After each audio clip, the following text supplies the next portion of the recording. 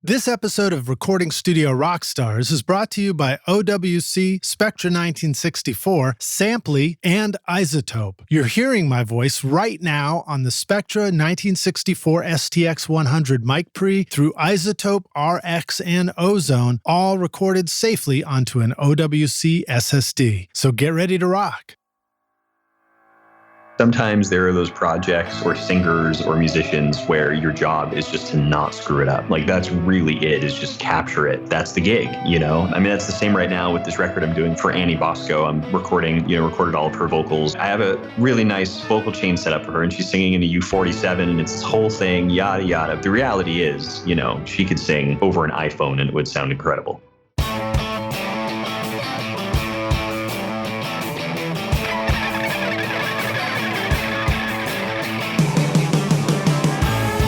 Welcome to Recording Studio Rockstars. I'm Lid Shaw, and this is the podcast created to help you become a rock star of the recording studio.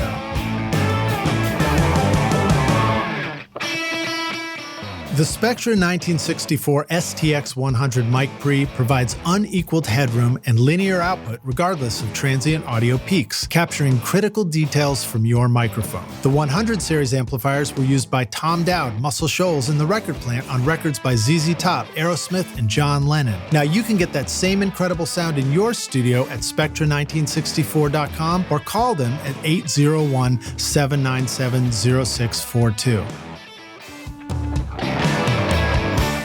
In my studio, I've got the Mac Mini M1 paired up with the OWC Mini Stack STX Thunderbolt 4 certified storage and hub expansion solution to connect to all my dedicated audio drives, sample libraries, and backup drives. It's the perfect size to stack with the Mac Mini and add storage and connectivity over Thunderbolt or USB. Whether you have the new or older Mac Mini, nothing stacks up in your studio quite like OWC. Find the new Mini Stack STX and all your storage needs at macsales.com/rockstars.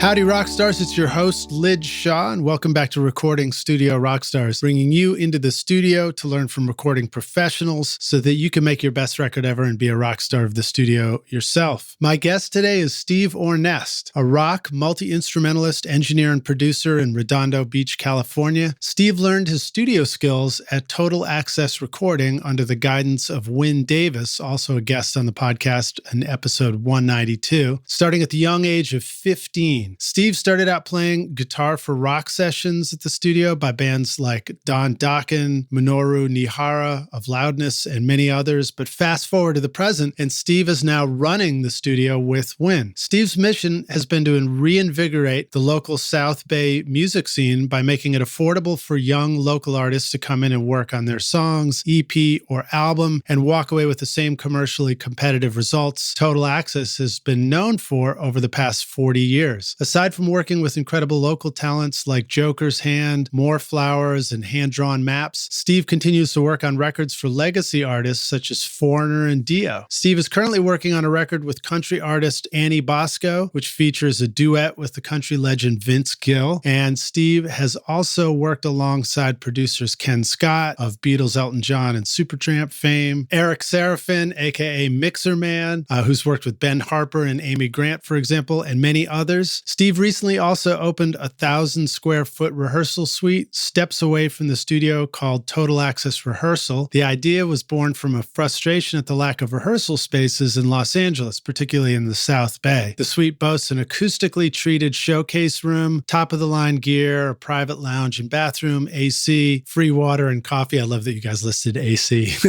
Private parking, and convenient roll-up entry. Total Access Recording, the studio, has an extensive client list and history, including LA punk band Black Flag and many SST records, artists, Husker Du, The Descendants, then flourishing in the 80s hair metal era, recording Dokken, Great White, and White Lion, followed in the 90s with post-punk artists like Sublime, No Doubt, Pennywise, Slightly Stupid, and others. Please welcome Steve Ornest to Recording Studio Rockstars. Steve, are you ready to rock, dude? Lige, I've been waiting for you to ask me that question for a long time, and I am ready. You know, I got a chance to see you playing some guitar on some videos, and hopefully we'll have a link to that in the show notes. But you definitely know how to rock, and you know how to rock with expression and emotion and, oh, thanks, and man. verve and all those things. Well, thank you very much. Thanks for having me. Yeah. So I should preface this by saying this is my first post-COVID recovery interview. So I'm glad I was able to make it through that intro. Oh, man. Well, I'm glad you're feeling better. Yeah, thanks. It wasn't too bad. It was just, for me, it wasn't bad. It was just a cold for a couple of days and kind of had to lay low and take it easy and get some sleep. Did you get it or the whole fam? Actually, we're still trying to find out whether my daughter got it too, but gotcha. She had to stay home from school anyway. And so we're at the tail end of that. So I may have to clear my throat a couple of times. But glad to have you here, Steve. Give us more of an introduction in your own words into who you are. Give us the short version of how you got into recording and, to the point of running the studio with Wyn. I know there's a really cool backstory to how Wyn has been a mentor for you and sort of, your start at the studio there. Yeah, it's funny because I just spoke with Brian on the Six Figure Creative, Brian Hood. Oh yeah, Brian's great. Yeah, he's awesome. And when I told him the story, he said that it was like a cheesy 90s rom-com. When I sort of explained to him, sort of how it came to be and how I wound up at the studio, he's like, "Man, you need like a director to make a movie about that." It'd be, it's a story, like, right? Exactly. A lovely lady. Yeah.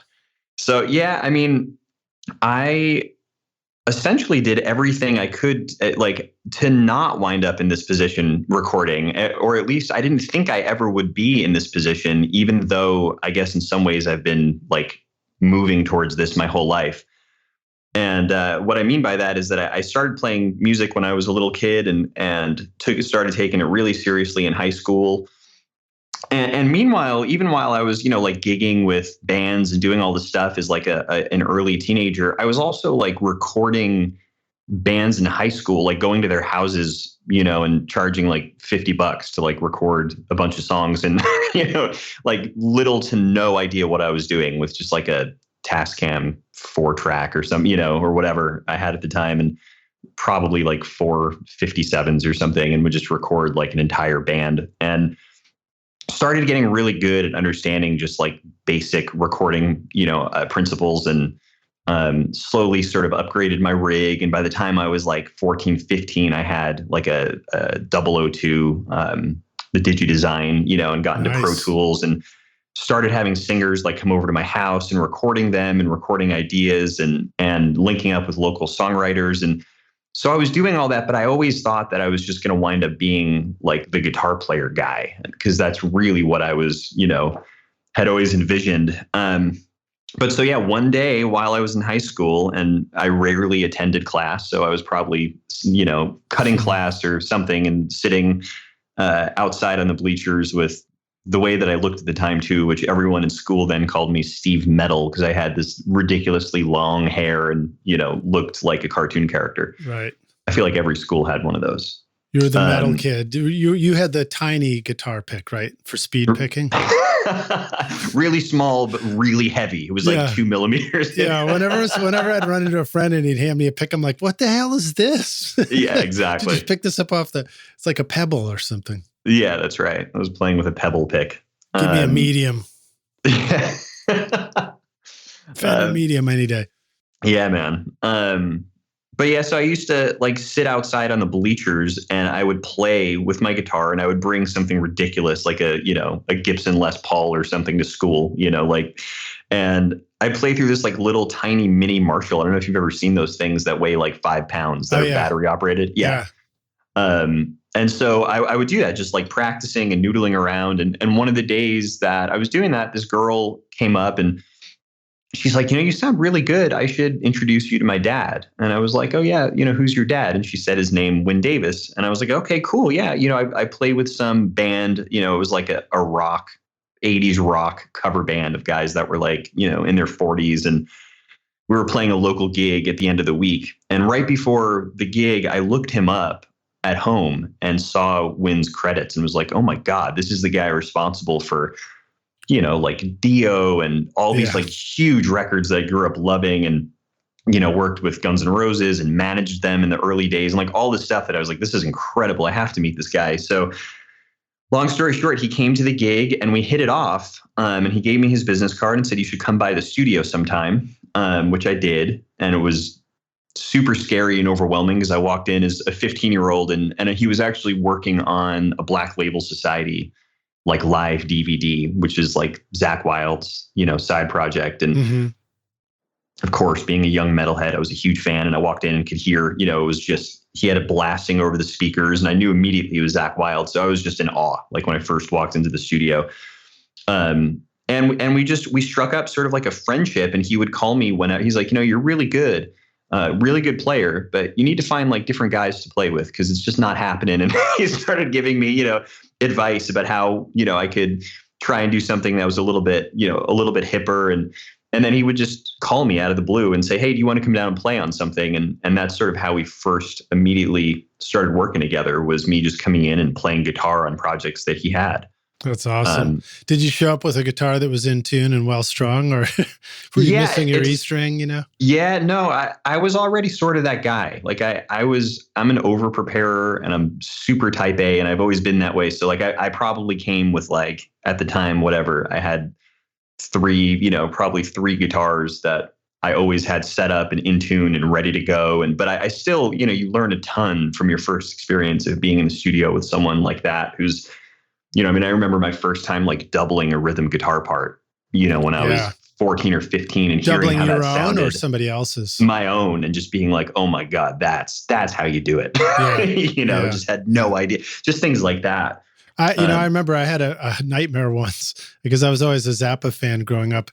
And I remember having this dream where in my dream, I got a chance to try out for Zappa's band. And I was sitting there with my guitar, my Fender Strat, and I broke my high E string. And so the whole dream was about that. It was just about having a broken string. And that was my moment. Man, totally. Well, that's very cool. Well, doubling guitars is kind of a cool topic to at least riff on for a half sec. Yeah. What are some lessons that you've learned about how to double a guitar? I mean, I've heard people say things like, if you want to double a guitar, make sure it's always the exact same guitar and don't even retune it, before you do the double. But I know there's a lot of lore out there about it.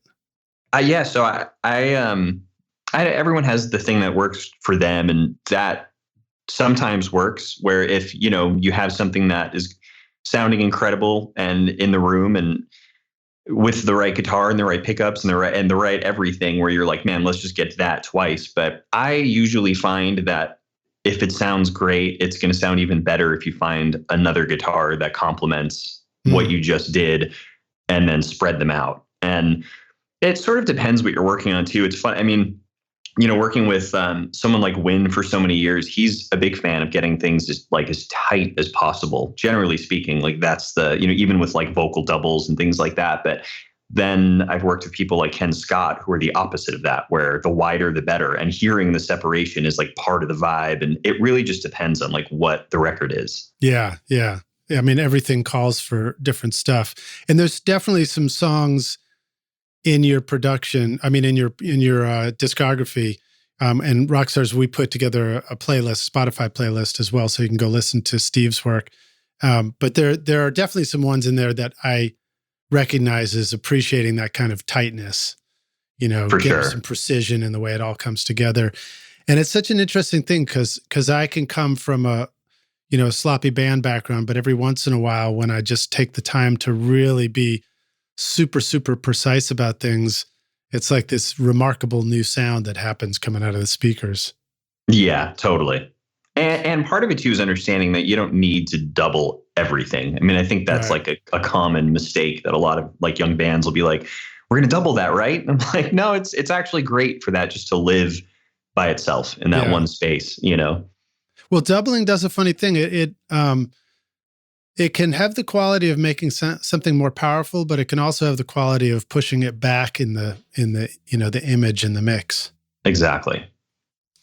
Well, cool. So I didn't mean to derail your storytelling. No, not at all. But so then fast forward, and now you're running the studio with Wyn. And you guys are making some changes there and stuff as well, right? Yeah. So, and the fast forward part was that, and what Brian Hood called the rom-com part of the story that is sort of funny in some ways is that, from one of those times as a young teenager of coming over to the studio, of course, I wasn't driving yet. So my mom was the one that was always driving me over there, and dropping me off and picking me up. One of those times she came in and sat in on a session, and her and Wyn met. And, the long story short on that is they wound up falling in love and getting married. So wow. Wyn becomes my stepdad, as like a 16-year-old. Did you have a moment where you're like, Mom? Oh yeah. Cause she sort of hid it for a while too. And then she was like, I have something that, we need to tell. And I'm like, I think I know, but I said to them, I'm like, you guys are you're my two favorite people. Don't mess this up. And, that's so wild. That's great. But yeah, so after that, I wound up going to Berkeley, and I went again, still thinking I'm going to play guitar. And I was playing with the Trans-Siberian Orchestra while I was back there, and a bunch of like random artists. But I started to find when I was there that, you get dropped off in a place like that where everyone's like the hero in their own zip code, that the thing that really for me set me apart was not necessarily my guitar playing. Like I could play, so could everybody. But the thing that was actually differentiating me was I would bring assignments in, like arranging assignments. And of course, when I moved out there, I brought like this pretty epic rig, and I was like living in an attic. So I basically built this like little workstation setup and could record my amps and all this stuff and have singers come over. And I started getting responses back from teachers like, what studio are you recording this at? And it started to click where I was like, I think this is actually the thing that I do that sets me apart. That's cool. Yeah. So, and then, from there I came back and I put a band together and did that for a couple of years. And then, I'd say about 11 or 12 years ago, so in my still early 20s, Wyn and I had a conversation where he said, at some point in the future, in the next 10, 15, 20 years, I'm probably going to be doing this a whole lot less. I've already been in this room for 30 something years. And, what's your, what do you think? Sort of like kind of feeling me out. Like, is this something that you imagine you could, you'd want to do? And I jumped at it and haven't looked back. And that's where we are now. That's wild, man. What a cool story. I love that. When you were out in Boston, do you have any thoughts about how it felt for you as a musician to be in a place like Boston versus Redondo Beach, California? Like, how different is it to be in those music scenes or to make music? Or were you just so focused on schoolwork that you were just kind of in and out? Yeah. I mean, so I was actually born and raised for at least like my prime, early years up until I was about 10 in New York. So I had a little bit of East Coast experience, but it's a different world over there. And I think the thing that makes it really sort of unique being in a place like Boston is just the fact that there's like 200,000 college kids, right? It almost feels like someone just like dropped off an entire population of college kids and then just like left. Are you familiar with Spinal Tap? You've seen it? Oh, of course. Right. Yeah. So do you remember the scene in there where the gig gets canceled and it was a Boston gig and he goes like, oh, don't worry about it. It's not really a big college town anyway. Yeah, exactly. I love it. It was awesome. Yeah. Well, cool. So, and then, do you, I think of Boston because I'm from there too. And I came down here and I feel like on the podcast, I rediscovered Boston as this great place for music, that I guess I knew when I was there, but I just didn't realize that I could have even just stayed there and kept learning how to record as well. Right. But did you sort of get turned on by some of the music scene there at all? Or did you feel like some of that influenced your taste in music at all? Yeah. I mean, I think really also just being around that many talented people between the teachers and the kids. And, I had taken off a couple of years after high school to like tour and play with different artists. So when I went in there, I was 18 or 19. I wasn't like 16, 17. So I think my hit on college experience is different, particularly music school, than some others where they think, I hear people I'll say to someone like, oh, you're a Berkeley guy. And they're like, oh, I'm not a Berkeley guy, but I went there. And I'm like, man, there's nothing wrong with, I had a great experience there because I sort of knew what I wanted to get out of it. But I think the thing you gain is just being around so many people that have different like world views, what they listen to, what they're inspired by, how they sound, like all of those things just inspire you and open up something that I never would have gotten just being here, like in Redondo Beach. I probably would still have had long hair and still be shredding. Nice. I'd be one of those guys, like those guys at NAMM, where you'll have like the NAMM bingo card, where it's like the guy that's like 40 something and still has, really long hair and leather pants, Yeah. So, well, I mean, it's just a good reminder how important it is to mix things up and get in as much experience as you can. I love the ways that my taste in music and, my understanding of music just kept evolving over the years. Like I'd start out thinking one thing was cool, and then next thing you know, I discover a whole nother world, and now I'm trying to integrate those things together. Right. It's just fun. Oh, yeah.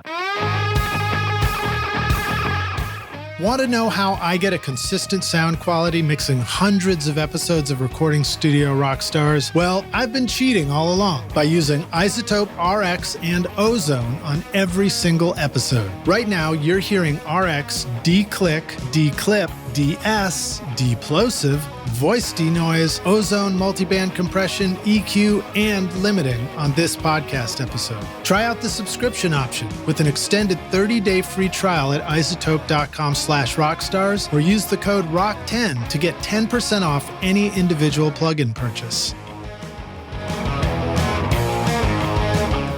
Before your band hits the studio, it's smart to have all the songs and notes in one place. But setting up a shared cloud folder can be frustrating. There's always someone in the band who can't seem to log in or wants to use a different platform. Samply.app makes it easy to add collaborators to a project so that the whole band can upload new songs and make comments before the session. It's file sharing that was specifically built for music. Just upload a voice memo or song and start commenting. Sign up for your free account with 2 projects now at samply.app or use the coupon code RSR20 to get 20% off the first 3 months. Well, so I like to ask guests who join us on the show to kind of share an inspirational quote or at least, talk about somebody that really inspired you. Obviously, Wyn was a big inspiration for you. Anything else that comes to mind that you want to share? Yeah, I mean, as far as an inspirational quote, I'll actually use something that Wyn used to tell me when I was a teenager, and I still sort of live by this today, which is to chase down the things that make your heart beat fast. Which you could look at as being sort of like a cheesy, dad inspirational quote. But the truth is, even in music, I feel like it's really important to remember, to chase down whatever it is that makes you excited. Like the things that make you unique are usually the things that get you super excited and not necessarily the things that someone else, is already doing. And I try to relay that to artists that I'm working with, that if you're trying to chase someone else's dream, by the time that you do it, they're not even doing it anymore. They're doing something else and they've already done it. So you might as well try the thing that gets you really excited, and that's kind of your best shot. So I think that's great. I mean, that kind of parallels the advice that I always want to give myself, which is just, remembering that like, whatever it is that I'm most into or whatever it is that anybody's most into, that's probably going to be their best work and it's probably going to open the most doors for them because it's their best work. For sure. Are there any examples that come to mind for you, stories that Wyn told about, him confronting that idea or yourself in your own journey? Oh, yeah. And also times where maybe you didn't listen to that advice and you thought, well, this isn't, because I mean, at the end of the day, we're creating art, but you also have to figure out a way as a studio owner to make it a sustainable living. And it's a challenge now more than ever, but it's always been a challenge to do that. So there are times where, maybe you follow the wrong internal dialogue and you think to yourself, well, I'm not going to chase that. And one of the ones that he talks about a lot was that in the early 90s that he was, I can't remember where this came from, but he received an email from someone that he should meet this young girl who's a songwriter and she's incredible. And it's, it's just going to be sort of like a production thing. They're going to work on some demos together. And he listened to the demos and thought, I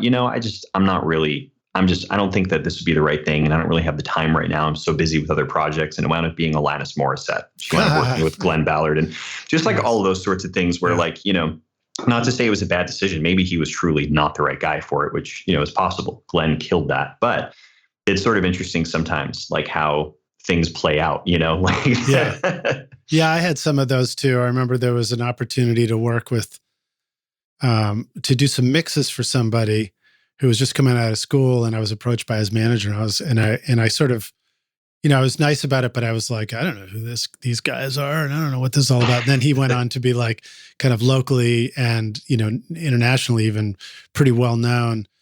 And then like that record that he was doing, then like a producer that I really wanted to work with came on and did it. And I could have had a chance to do it, but I was doing something else. And, it's that same kind of thing. You never know where these opportunities are going to come from, but Totally. it's also okay to let some of them go, because you have to. Yep. Yeah. That's one of the hardest things. I think when you do realize what you really, really want to be doing, boy, is it hard to stay focused on that and just let the other stuff go.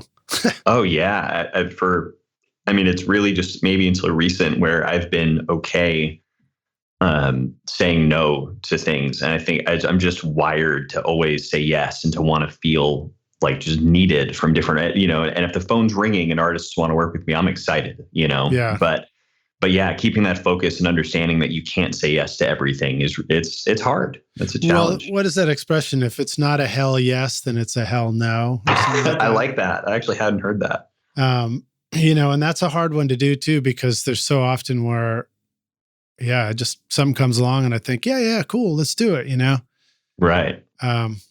But anyway, so tell us a little bit more about what's going on at the studio now. I mean, you guys, I think, have done either some changes to the studio, or you're joining us from a new space right now, right? At the rehearsal space. Yeah. So a couple things happened. So first of all, about 2 years ago, well, 3 maybe, right before the pandemic, we had a 40th anniversary party at Total Access, at the recording studio, and just did some like revamps decor wise. And I, went through and sort of fixed up a bunch of like miscellaneous things that hadn't been working for a while, and just sort of brought it to current form. Also, got us like with the website updated and the Yelp page and all the things that it's just easy when you get bogged down, you forget how important some of that stuff is. And just like really been focusing on reinvigorating the local South Bay scene here, because it's so unique, and we're not in Hollywood, we're 35 miles south of that. We're by the beach, just a totally different environment down here. A lot of talent. So that's really been the main focus. And we still, of course, work with some of the legacy artists, but that for me has really been the thing that I've been honing in on. And one of the ways I've done that is to form sort of alliances with like one of the radio hosts at K-Rock, and one of the people that there's a venue that's down here, and someone that does PR that's amazing that lives in Hermosa Beach, and just people like that. And those relationships have been really helpful in a lot of ways. So that's one thing. And then the other is that, I just opened this rehearsal suite just a few doors down from the studio, which is an idea that I've had for a while. And one part of it is like just having a pre-production room for bands that I'm working with, where I can get everything set up and dialed in, and we can work the kinks out without having to do it in the studio.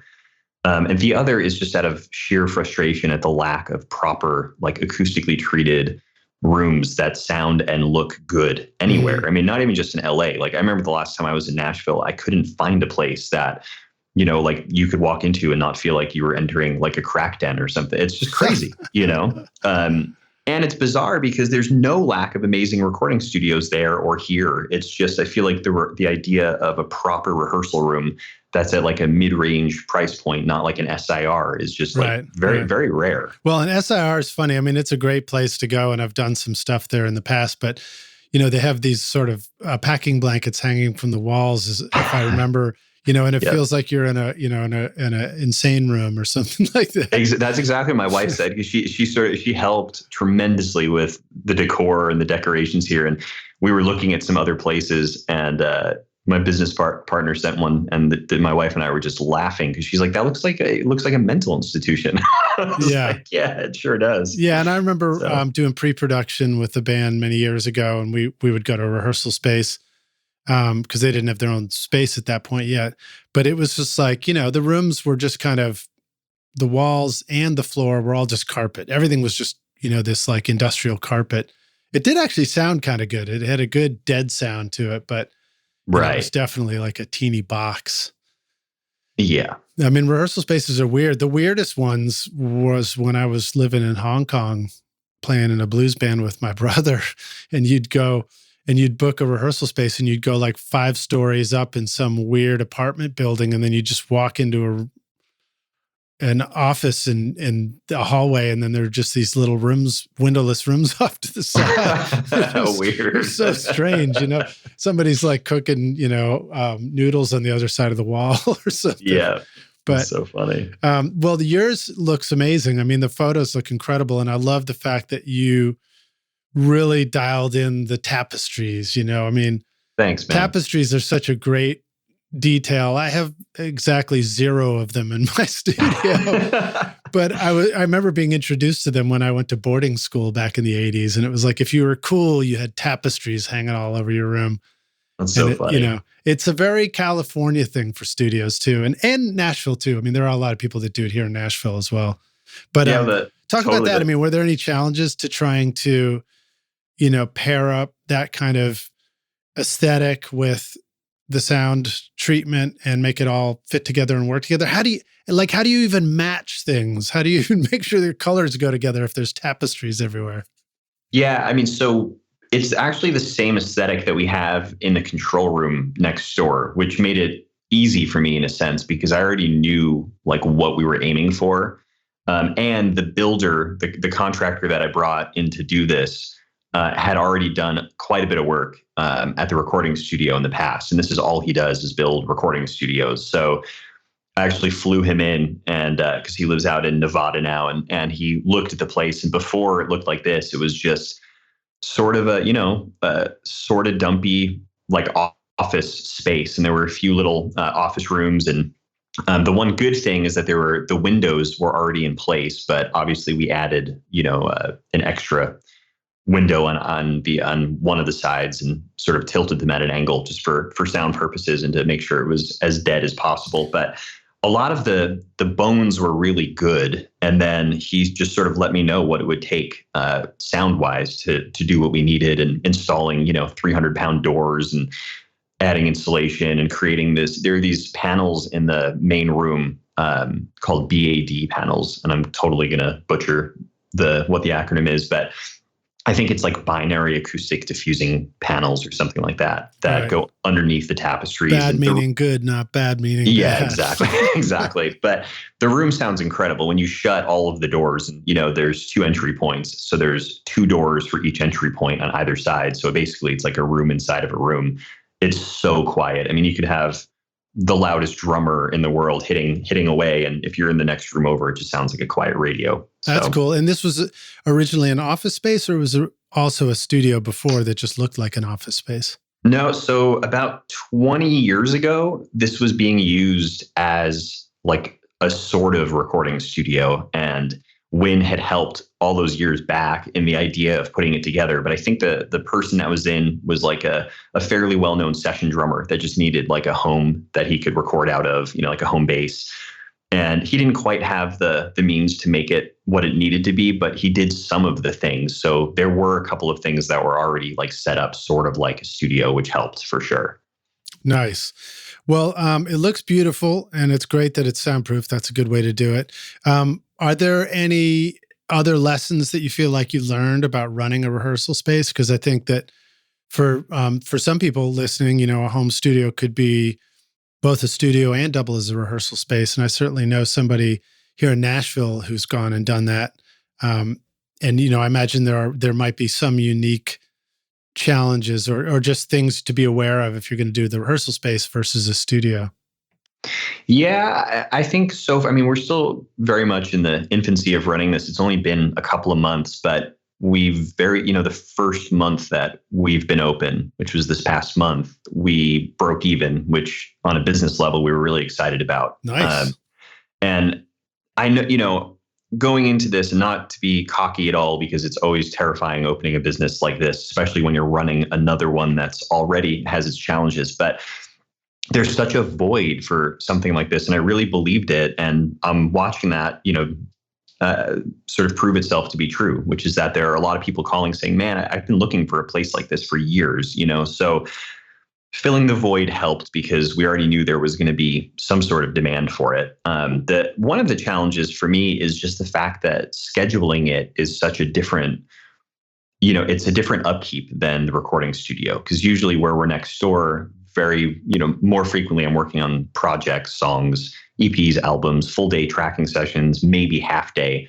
But rarely is it like I'm going to come in for 2 hours kind of a thing. It happens, but it's very infrequent. But this business is very much like I'll be there for 2 or 3 hours. So one of the ways we've sort of helped mitigate just the difficulty of running, both of these places at the same time is that I have like a private access code that when bands come in, they're able to let themselves in. And that sort of makes it easier for us to for me not to just be present like all the time, because that would be impossible. But it's, still a challenge. Yeah. I mean, I guess it depends on just how busy you get, but I picture the shared workspace idea where there might be a meeting room, a larger meeting room that people want to share. And then there's the iPad up on the door, and you just kind of go and schedule your time on the iPad for the room. There's probably a lot of clever ways to do shared scheduling and make sure everybody's got what they need. And then also even just access codes. I mean, if you get clever with alarm systems and stuff like that, you can really set it up where it makes it easy for people to come and go and know who's there. Exactly. And then I guess, the rehearsal spaces that maybe look like, what was the way you described it before? The ones that just look like just absolute junk, The cracked ends. Yeah, cracked ends. Yeah. Those are the ones where like, the bands that come in are, if anything's left behind, they're probably going to steal it. And those. So I think people have that vision of what a rehearsal space is, but it doesn't have to be like that. I mean, you can probably have something very well taken care of and have great clientele and just have the thing run really smoothly. Well, especially because it's just a single suite. So we don't have multiple bands coming in and out. It's literally just you as the artist in this, 1,000 square foot environment to yourselves. There's like a small side writing room, which is where I am right now with an Apollo. And, if someone wants to come in and demo something up quick, or if they have an idea. So it's all pretty much all encompassing. And I feel like it's hitting a different target, like you said, than the, $17 an hour, like they're going to just come in and it's, just destroy whatever isn't already destroyed. The only bummer, of course, is that you will never have that experience where Aerosmith is practicing on one side of the wall and Run DMC is on the other side. And then they just bust through the wall and they do Walk This Way together. That won't happen in your studio. That's true. But what was really cool was like last week we had a young like teen band that was in here rehearsing. And then as they were leaving, the next person that was going to come in was someone that just wanted a room to like practice drums for a few hours. Cause he lives local in Manhattan Beach and has been looking for a nice place with a nice kit. And it just so happens that he's an A&R rep, and like a senior A&R at a company. And so as the band was leaving, he was like giving them advice. And I'm like, man, that's so cool. Yeah, no, the community aspect is awesome. That's really great. If you're ready to discover the secrets to making your mixes sound great, no matter what your studio situation, then check out my free mixing course, mixmasterbundle.com, where I show you how to get great sounding mixes in your studio using simple techniques and free plugins. And when you're ready for more advanced studio skills, then check out recordingstudiorockstars.com/academy, where you can learn from Grammy-winning teachers to help you record, edit, mix, and master your best record ever. Use the code Rockstar right now at checkout for 10% off any course for a limited time. Well, cool. So let's see. You told us about the studio, told us about the rehearsal space. Talk a little bit about how you are trying to build up the local music scene, because I know that's been an important part of this mission for you as well. Yeah. So there have been sort of a few things that I've done, and some of it is hard to know like how it's happened, because it just sort of compounds on itself. Like the more you do and the more that's out there and people are aware of what's happening. But one thing that's been helpful for sure is that my wife is actually a vocal coach and owns a local music school. And a lot of her clientele are kids, or like, when I say kids, I mean like, teenagers that are about to go to music school, or or in some cases like young artists that are looking to record, and she develops them and gets them ready for the studio and for what they're going to be doing. And so that was sort of one thing, is that I was getting a lot of like some of the singer-songwriters that she was working with coming by the studio. And then also, I remember like one of the bands that I've had some success with the last couple of years, I met because my wife had one of her students performing like an open mic at some local venue, and went to the venue, and there was a band that played, I believe it was before this girl that we had, been going to see. And I went up talking to them after, because they were fantastic. And they came to the studio and we worked on a song, and it wound up getting some radio play. And then from there, I had a couple of other local bands that, had sort of heard of these guys, and they reached out and said, "Hey, we heard the song. We love how it was done. Is there any chance that we can work with you?" And it sort of just spread that way. And in the interim, like I was mentioning before, I started making a relationship with this radio host who does like a locals only show on K-Rock, which is our rock radio station out here. I remember K-Rock. Yeah. And I just started, every time that I worked on something that I thought was great, and something that she might be interested in. And now it was Kat Corbett then, now it's Miles, but I would send it over, and a lot of time, not all the time, but a lot of the time it would get played, and then from that, those artists would go on and it would help their career, and they would play better shows and do whatever they were doing. And so I feel like it's just been that like sort of being the point person, or being in the middle of this like web of South Bay scene that wasn't really existing, but just trying really hard to recreate one. That's great. I think that's fun.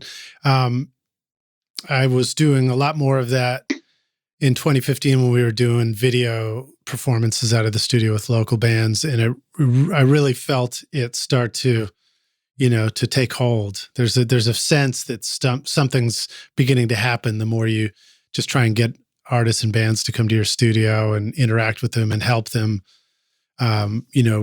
connect out there in the local scene too. One of the things that we have here is a local radio station called Lightning 100, and they have a local show, and they would do an artist of the week pick, and I would take a band. I did this a handful of times, but I'd take a band that I was working with, and I'd say, "Hey, you want to go down to the radio station and meet everybody there?" And so I'd go down and introduce them to them, and they would have this sort of like early morning, Wednesday morning meeting where if you showed up, the trick was like, "Hey, show up with some bagels or show up with good coffee," and everyone will be glad you're there. And then, then they'd take a chance. The radio station would listen to the new single and they'd talk about it. And if they'd voted up, it'd go into rotation. So it was kind of a fun way to really connect things like that. So I applaud that, man. That's good. Oh, thanks, man. Yeah, it's been awesome. And like I said, there's just so much local talent that's around here. It's worth sort of cultivating and garnering a scene that honors that. Because for I think a long time, especially in the last decade or so, people were kind of wondering what was going to be the next thing. It's sort of an interesting landscape out here. You listen to rock radio, and it's not a whole lot of rock happening anymore. Not even on K-Rock? Not even on K-Rock. There's a lot less guitar than there used to be. Although I will say that in the last couple of years, it's coming back, with a vengeance. And it's definitely more on the indie side, but it's still, you're actually hearing instrumentation again. It's not just everything in the box, Right on. Yeah, when I was out there, every time I turned it on, they were playing Hash Pipe by Weezer. And I was like, that. This sounds great. That's awesome. So awesome. Now you briefly mentioned getting your Yelp profile together, and I personally hate Yelp only because I always click on something on the map. I'm like, "Ooh, that picture looks good." I click on it, and then a moment later, it's like opening the Yelp app. I'm like, "Oh, come on! I just want to look at the picture." But with that said, what have you learned about Yelp or other platforms, and how they're really helpful to make sure that you're, presented properly with your studio so that you actually are visible on the internet and people can find you and all that kind of stuff? Yeah, I think that, man, Wyn did so many things right in the 30 something years that it was just him running the studio. And, when he opened the studio, he was just a young 20 something year old guy that opened it because he thought it would be a place for him to record his band, and then quickly realized with the overhead and everything, I need to figure out a way to make this make sense. And he did it, and from word of mouth and having hit records come through and that he worked on and that were hosted there, he was able to make it happen. But the landscape has changed and it's not just word of mouth anymore. And so much of the work that comes in is someone typing in, recording studio near me. And even though we've been here for 41 years, like there are still people that come in that will say, I had no idea you were here, So I think having for as long as I can remember when I was younger and I would look up Total Access, there would be a static page that would come up that would say website coming soon, Oh yeah, I'm familiar with those. Oh yeah. And I'd ask Wyn and he's like, I know, it's one of these days. And so I finally did it, and it's not fancy, and it's actually, we're just about to facelift it, but I put something up that has all the info that you actually need and some pictures and then did the Yelp page. And now I'm always monitoring, how, where business is coming from. And so often it's from the website. It's from people just typing into Google, local recording studio, and seeing the reviews. I'm with you on Yelp. I never use Yelp to actually write a review. I have so many negative feelings towards that. I'm just being grumpy about it. No, me too, man. I get it. It's just everyone thinks that they're a critic now, and it really I feel like it hurts businesses more often than not. Just the way that people will, 1-star review. I didn't like the parking, or something that's just ridiculous that has nothing to do with the business. So, but there are, having a profile, and a lot of people use it, all the time.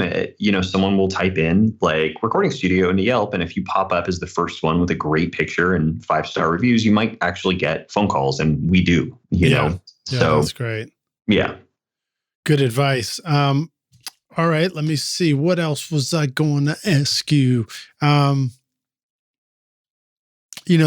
kind of answers the question about ways that you intend to generate new studio business. Do you have any other thoughts about smart ways to generate business, or have you had experience with trying to, do, I know this is a weird time to ask this question, but doing events at the studio, or giving people a reason to come by and hang out and see the studio, that kind of thing? Or have you heard other people tell good stories about, clever ways to do that?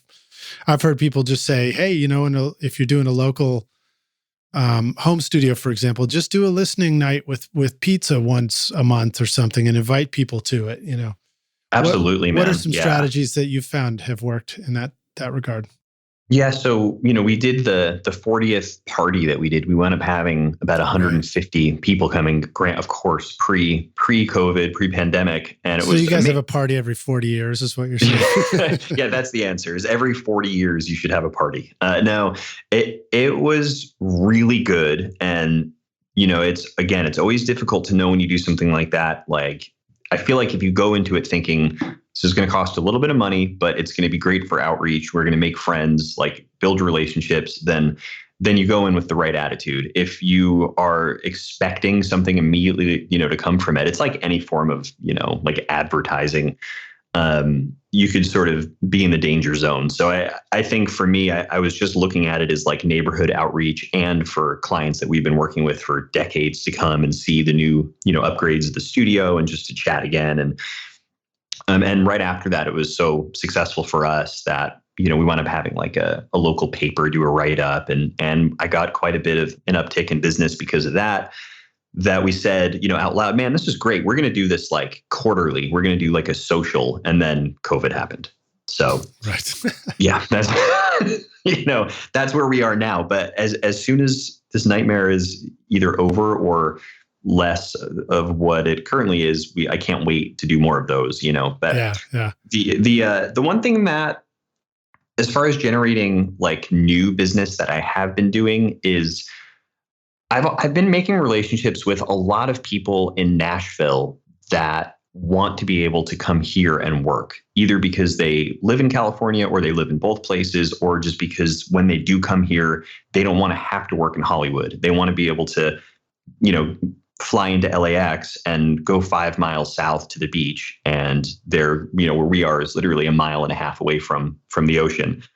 And just be in like a quiet place that has, everything that they would have at any studio in Hollywood, but without the distraction factor. And that's sort of how I got involved in doing this record with Annie Bosko and Tommy Sims, who's an amazing producer, and Right. And having just some other great writers, like Danny Myrick was in here not long ago, and just a bunch of people from there that are like, man, this room is great. We want to come and work here, and so I've sort of been working that part of it, and some of it's country music and some's not. I mean, there's also obviously a lot of other amazing music coming out of Nashville. So Well, it's too bad. I mean, there's not a lot of place for guitar and country music. It must be tough for you. I know, it's so hard.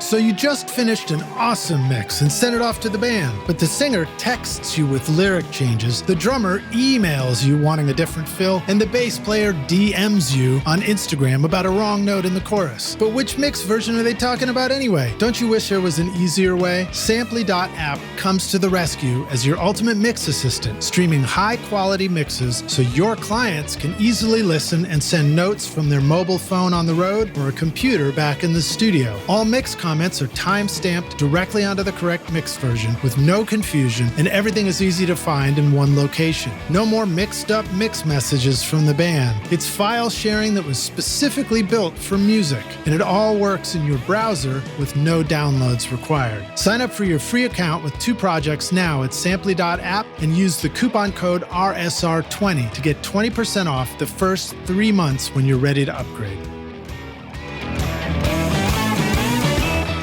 Have you ever wished you could remove the click track bleed from a singer's vocal mic, the sound of shuffling feet from a full choir, or clicking noises from the valves of an otherwise brilliant trumpet solo? These are just some of the incredible things I've been able to clean up, edit, or remove from a recording using the magic of iZotope RX. Great for mixing with a collection of plugins for your DAW to manage plosives, clicks, S's, noise, buzz, reverb, breaths, and even guitar fret squeaks with a set it and forget it simplicity that lets you focus on your creativity in the studio while you let iZotope handle the audio challenges. If you've ever wanted to truly feel like a magician in the studio, then iZotope RX is your magic wand. Try out the subscription option with an extended 30-day free trial at iZotope.com/rockstars or use the code ROCK10 to get 10% off any individual plugin purchase.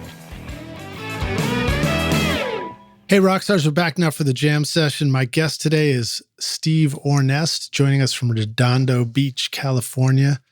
And Steve, you ready to jam? I'm ready. Sweet. I wanted to preface this too by saying, Rockstars, we've mentioned COVID a couple of times on this, but just a reminder, we record these well in advance. So we're actually, right in January when we're recording this. So you're going to hear this much later. So I didn't want you to think that there was a new wave sweeping across here or anything like that. Yeah. But I'm glad to be recovering. And I've only had to cough a couple of times, but I muted my mic.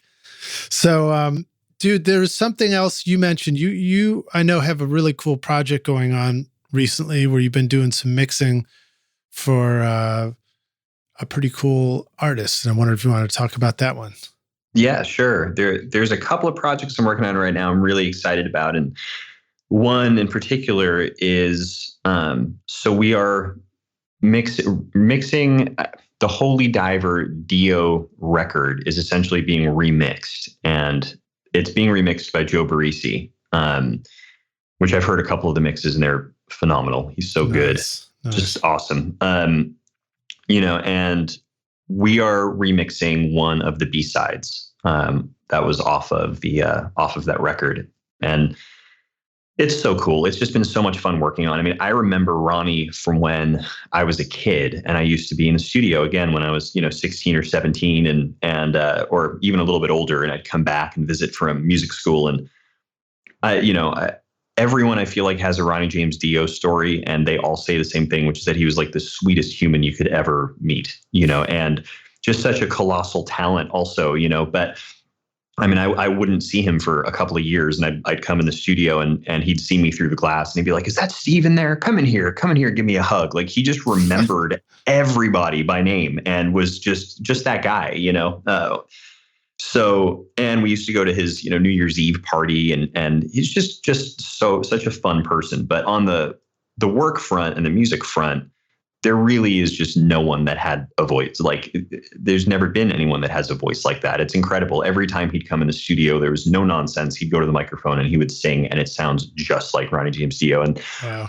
The best proof of that really is, getting this, transferring this tape and opening the stems up and getting everything to like a workable level. And then literally as soon as you unmute the vocal, like, I just laughed. I was like, I mean, it's incredible. I mean, it's just got that sound. It just sounds like him, and there's nothing going on. I mean, it's just him singing dry, like with no processing at all. It's incredible, So. Yeah. Now I've had some experiences like that with different artists where they've got a voice, and I knew the voice first, and then I go put a mic on it, and I didn't do anything. It was just an SM7 or something like that with no compression yet. And I quickly realized that sound of their voice was just the sound of their voice on the mic, Yep.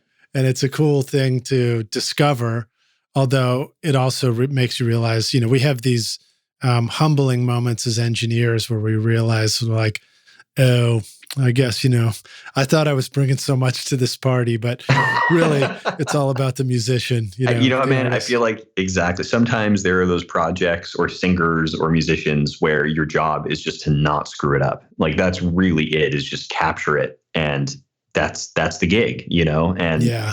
I mean, that's the same right now with this record I'm doing for Annie Bosko. I'm recorded all of her vocals, and she's working with Tommy Sims, who's just a heavyweight producer and writer in his own right. Co-wrote Streets of Philadelphia with Bruce Springsteen, and just crazy, changed the world with Eric Clapton.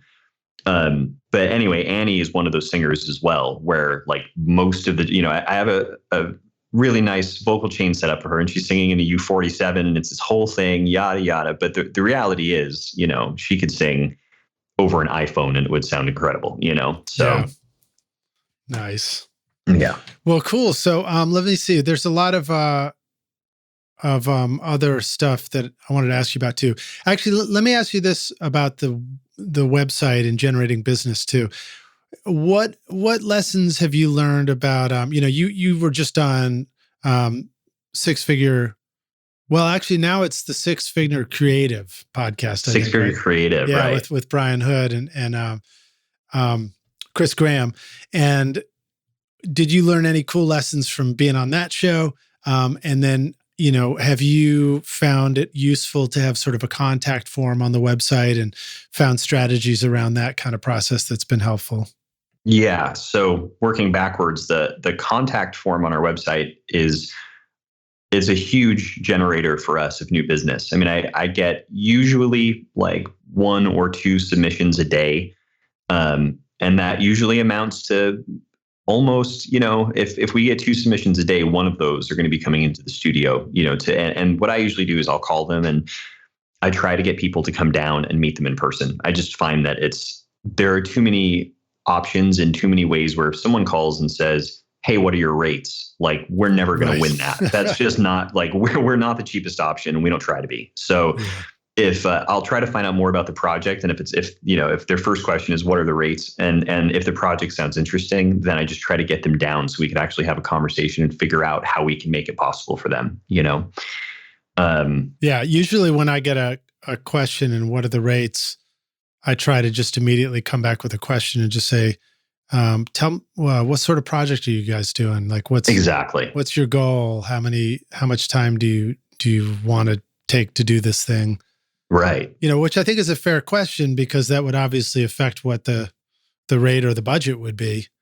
Oh yeah. And it's easy to forget to ask that. And I had sort of a funny story. A couple years ago, I worked with someone that had called us that wanted to have, an entire album mixed. And I gave them, and they said, what are your rates? And so I said what our usual would be, without even asking for them to send anything, just thinking like, well, it's, they said it was rock. So it's a rock project. Okay, here's our usual mix rate for that. And then I got one of the tracks sent to me, and it was like 185 tracks or something. And I just thought, oh no, like none of which was recorded well. And, and I just thought, oh gosh, Yeah. But yeah, Brian, going back to Brian and his show, he's such a smart man. And just, if anyone gets a chance to, check the podcast out, but if you've ever had an opportunity even just to talk with him, he's just such a quick thinking person and has so many good ideas relating to business, particularly recording. And I actually wound up walking away with like an entire list of things that I scribbled down on a notepad because I was just so fascinated with what he had to say. But one of the things that I remember was something that we both just agreed on as like a principle. And I was going to bring this up later, but it's worth talking about, which is the idea of not networking, but actually building relationships. And I feel like, especially in LA, people make the mistake of feeling like they're left out of a scene or a clique, and they think, well, how do I network with the right people? Because that's what this is the right people. But people are very sensitive to that. And when I feel like someone's trying to network, it just puts a wall up. Like I'm not interested in someone who's trying to take.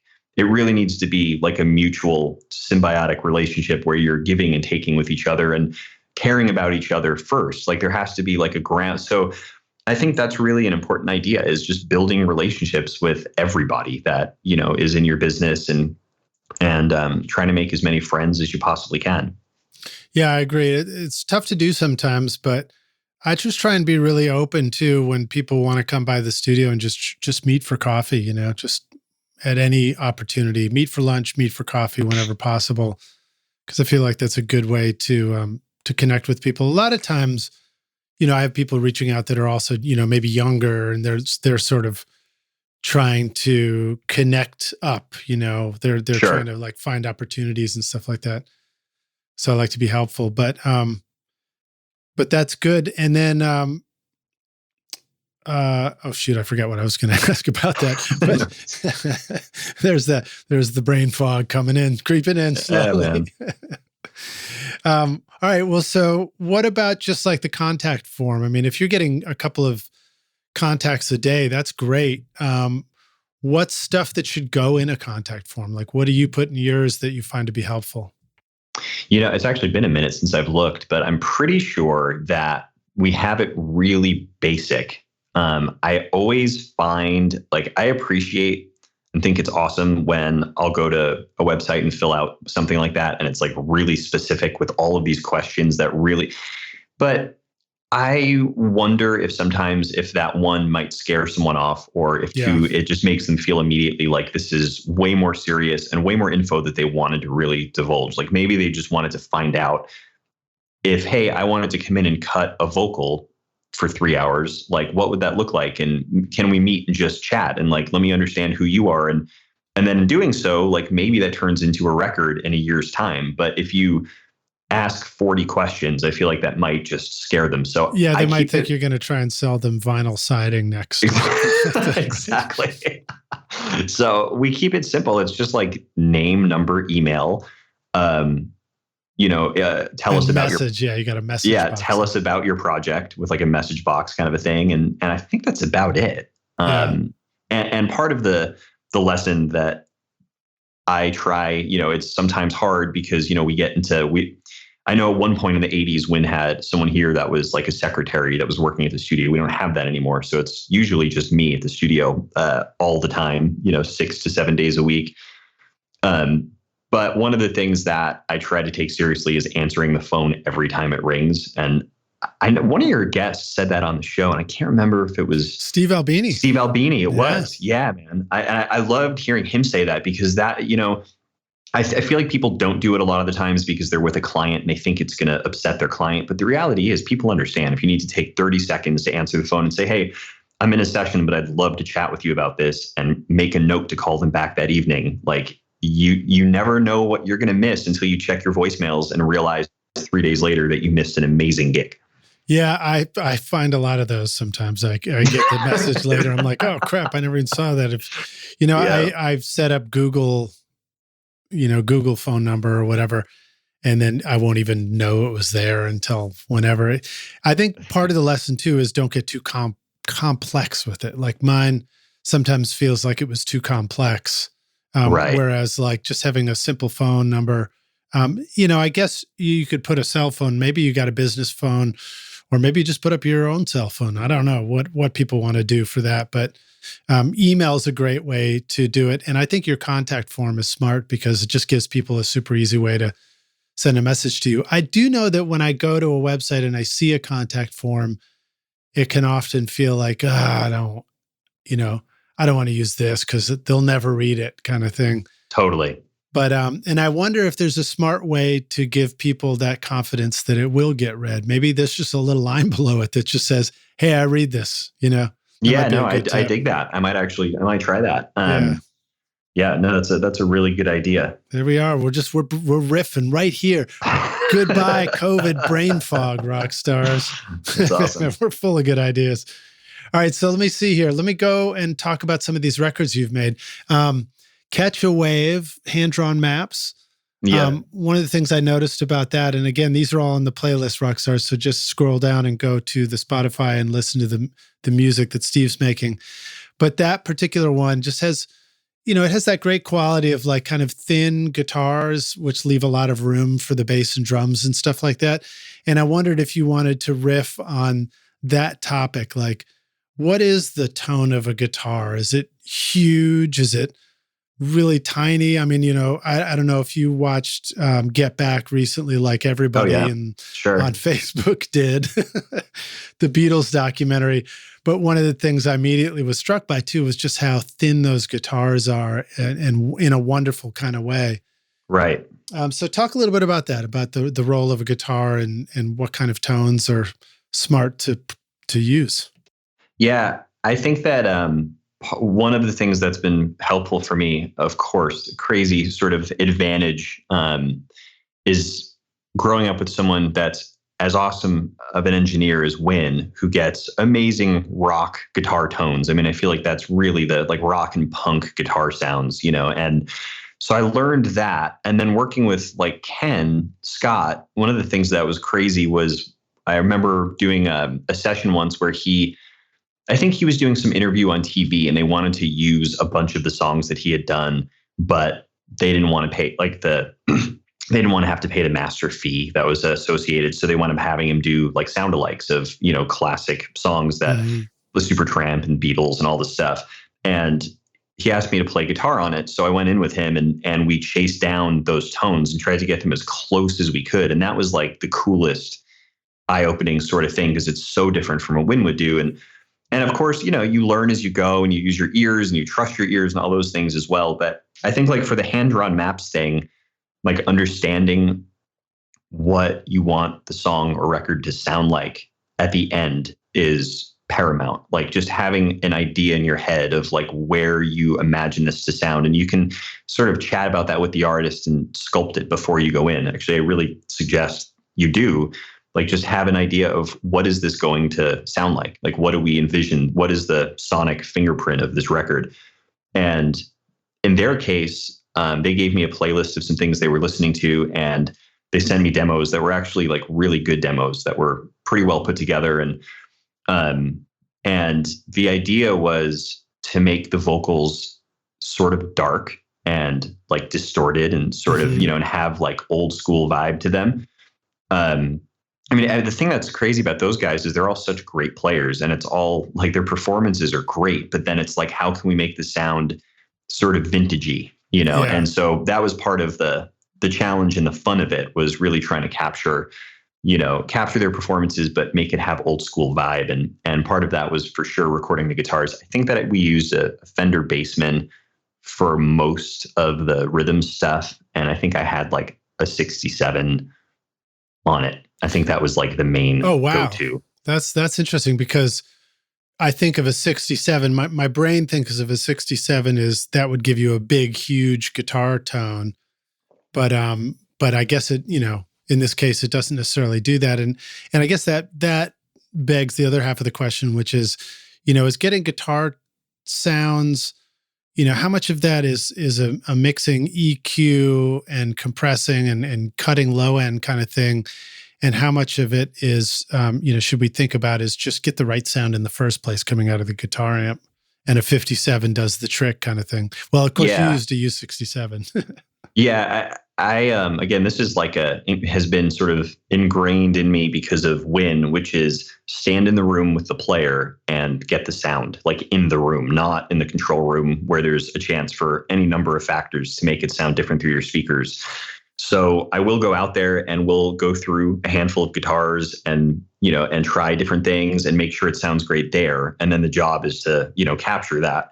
And of course, if you want to, if you get inspired and you're like, that sounds great, but I want to do these things to it, you can. And a lot of times I'll use a couple of different mics. I mean, the usual go-to, particularly for big rock guitars for me anyway, is like a 57 and a 121, which is classic. And, I'm not the first million person to say everyone's done that, but getting that and then I'll usually bring it in on the console and bust that together and sort of just get the blend that I like and commit to it. I don't like winding up with like 20 guitar tracks later that I can't remember what is what. And I just try and get something that sounds great, commit, move on. Yeah, totally.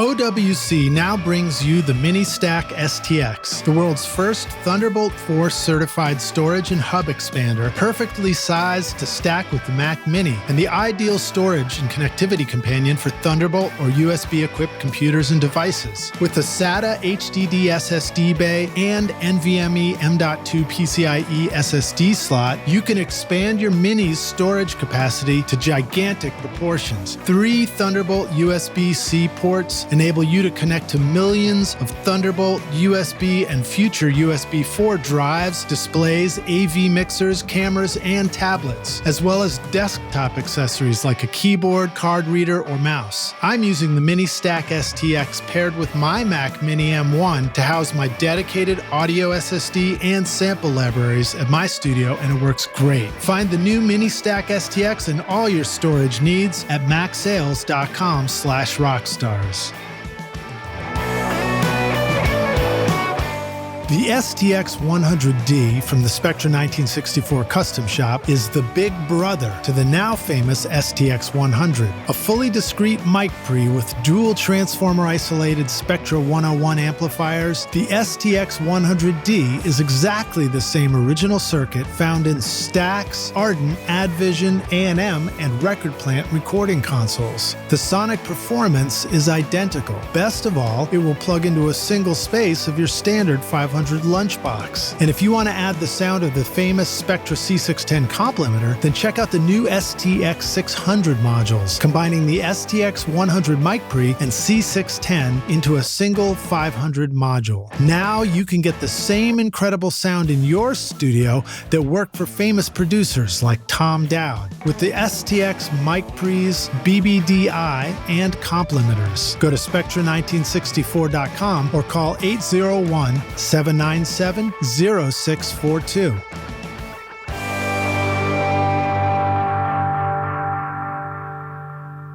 Well, there was another track too by Hand Drawing Maps, Sunshine Subconscious, and that one almost had like a surf vibe or something, if I recall. Yeah. But the also the drums sounded really great on that. And I wondered if you wanted to talk a little bit about those drums and just Thanks, man. Working with those guys in general. Yeah. So, I mean, of course, this is like what we were talking about with great singers, that a great drummer is like, that's game changer for a band and for production and for mixing. And I mean, an amazing drummer that understands tone and feel is going to make your job so much easier, and the drummer that they have and that played on those recordings is Rob Humphreys. He is currently playing for... Nice, man. Good memory, just pulling that out of a hat like that, too. Yeah, he's playing for Casey Musgraves right now. Oh, cool. Yeah, he's just unbelievable. I mean, sorry, you're going to say. Well, I was just going to say, I was just listening to Slow Burn just yesterday, and when the drums kick in that second verse, I was like, God, that sounds good. So he gets to do that. Exactly. And he's one of those guys that shows up, because I've been hiring him for stuff for years, where he just knows like exactly what to play, and you can give him an idea and he runs with it. But he's also a great percussionist and sort of looks at the drums almost the way that we might look at like an arrangement for the song. Like he really thinks of like, how can I build the choruses and do these things? So it's fun because that part of it almost does its own work. Like there was no micro editing on any of his performances. It was maybe just like finding the best pieces between 2 or 3 great takes. So as far as the recording goes, I'm pretty sure that I used, it was a couple of years ago, but I'm gonna assume that it was a pretty similar setup to what I do for like most rock drum setups, which is that I had like a 112 in, I used like an NS10 speaker for the sub, 57s on the snare, top, bottom. Overheads, I was using Coles.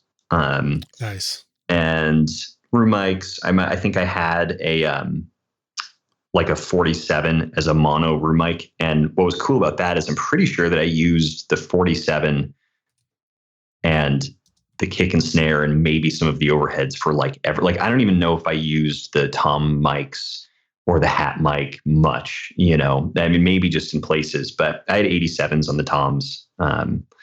So yeah, that was pretty much it for that. Wow. That's kind of cool. Using a big fat mic like that on the toms.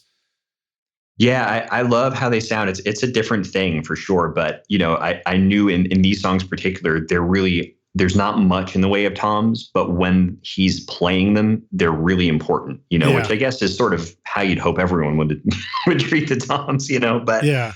It's not like at the corner of every 4 bars, there's like a fill with toms. It's like literally maybe the bridge has like a floor tom thing, or there's, a section where there's like a big fill where everything cuts out. So I just wanted to make sure that they were as like big and thunderous as possible. How are those mics or mics like that for rejecting the cymbals behind the mics? Do the cymbals still become an issue? And do you have to sort of clean those off a lot? Yeah. I mean, they're a mix.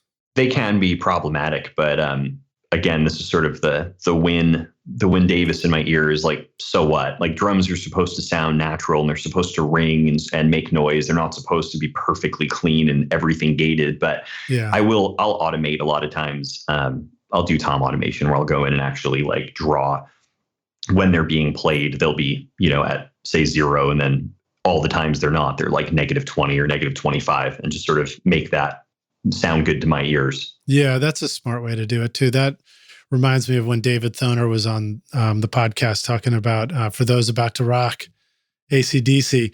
Yeah. That was one of his tips, was just, set the faders where the toms sound pretty good, just sort of as part of the drum kit, and then just boost those faders up whenever the tom fills happen. That's it. Exactly. Simple as that, That's right. Let me see here. There was another thing I wanted to ask you about, let me ask you about those tom mics. One last question. The U87s have pads on them, right? Yes, you need pads. You need pads. There you go. Yes. That's fine. I want to make sure I ask you. Yeah. So for example, I have like these MXL 2001s that don't have pads on them. I don't think those would work because you need pads. Yeah, I would recommend. I can't remember. I'm pretty sure it's like a -10 dB on the 87s. I might be wrong, but I think that's what it is. And and those are on when they're on toms. That's for sure. Okay, cool. All right, so I wanted to pivot back to guitar for a sec. Yeah. You're talking about the importance of going out into the room and get the guitar sound right out there in the room. Now, what about those times when you're the guitarist and you're hearing your guitar in the headphones, even if your amp isn't that far away in the room? How often do you find that the headphones give you tell you the truth about your guitar tone, or whether or not you should ignore it and get it out of the amp first and, not trust the headphones? I still think that trust your ears is like that's really the thing. And I feel like my job is always to try to make things sound like they sound in the room. Like if you have a great singer, you want them to sound like they're singing in the room, unless you're going for something, like if you're doing, like what comes to mind immediately is like the Alabama Shake stuff. Right. Sean, like what he did and it just sounds incredible. And I think she was singing through like an NS10 speaker at one point, and like all these like crazy sort of things in the Sony C37, which is, we have one, and I love that microphone, but those are like pretty bold decisions because, I think he even said this at one point that anyone else probably would have just put up like a 67 or something and been like, okay, well, she's an amazing singer, so let's make sure it's a microphone that will capture that. But, omitting those instances of something that's heavy vibe where you're really going for it, I feel like the job really is to go in and listen and try to make something sound like without headphones, without speakers, like how you want it to sound eventually, like what the vibe is. And once you have that as close as you can get it, then you start putting mics on it, and then you go in and you listen and you make adjustments, and even just like an eighth of an inch difference with the 57 is huge. Like that's a crazy lesson, is if you have the ability to have someone out there moving it for you. I know like Eric Valentine has some crazy contraption where he's able to, it's like some sort of system that's like a motorized like mic stand where it moves all of these small, I wish that I had that. Mic. Yeah, exactly. Yeah, no, that's cool. And it's fun to explore all that stuff. And I know there's a video on YouTube, for example, where they just took a whole bunch of 57s, maybe like 8 of them or something. And there's 4 of them that are side by side on one part of the speaker cone going from the edge to the center. And then there's 4 that go from the center to the edge on the right, but those ones are at 45-degree angles. And it was cool because they played once through it and recorded it, and then they flipped through each mic to show you what like each mic position sounds like. And I thought that was a really cool way to see it. One of my favorite tips came from Jamie Tate when he was on the podcast, and I use this one all the time, which is great because, obviously it's hard to go out and move the mic a million times or have an assistant do that for you. But for a good starting place, his tip was, unplug the guitar from the amp but leave the amp on, and just get down in front of the speaker and move your ear around until you like the sound of the hiss coming out of the speaker. That's interesting. And you're like, oh, I dig that tone right there. And then I'll put my thumb in my ear, not because I'm a dumb boy, but just because this helps with this process. And I can't remember if that was actually one of the nursery rhymes, but put my thumb in my ear and then step back and then put the 57 like right where my thumb is the marker. And that tends to get me a pretty damn good guitar position on the mic every time, which is kind of great. And it's nice to just have any kind of a trick where you just mic it up and you stop thinking about it too, because you don't want to spend all day moving mics. Yeah, and you're right. I think that it's really helpful to have like excellent starting points with things. It's also easy sometimes if you get into the habit of only doing that, where you might lose the sense of like going for something or trying to be creative, because you're like, I know that 57, off to the side and a 121 closer to the middle, bust together, with a little bit of EQ is going to sound great. And then you just do that every single time. But I think you need to know also who you're working with. Like if you have the time and budget and people, more importantly, that are like on the same page as far as like what you're trying to go for, then maybe those are the times that you can try a few different things out and spend, an extra 30 minutes moving things around until it's just right. But it really depends on the artist. You also don't want to get into a situation where they have like no inspiration left by the time they're ready to record. Yeah, and they hate everything. There was a story that Eric Valentine once shared with me about working with Queens of the Stone Age. And he was saying that like for, I forgot which record it was, but for the record they were doing, it was like the Beyer Dynamic M160 ribbon mic, and it was right in the center of the cabinet, 4-speaker cab. So it was actually miking like in between the speakers, and that was like the perfect sweet spot for the tone of the guitar and everything. It's crazy. And that's along the lines of what you were saying, which is the only way you're going to get that is trial and error until you find something and you love it and you mark it. And I feel like that's an important part of it too, is having a system for yourself where you go, this is great, I love this, let's remember this, Exactly. And allowing yourself from time to time to just be a scientist and just go in and just, it's also, I feel like part of the joy of why most of us got into this in the first place is like making cool noises and capturing it in cool ways, so it's good just from time to time to allow yourself to do that. Yeah. Here's an odd question that I did write down for you. I don't know if you run into this much, but sometimes I'll find myself playing around with weird guitar tunings or just weird voicings of chords. And they go down on a voice memo app And then much later, I'll come back and I'm like, what the hell was I playing? I can't even figure that out anymore. Do you run into that kind of thing? And have you ever figured out any smart processes for you to hold on to those brilliant guitar creations later when you need to sort of, reverse engineer it?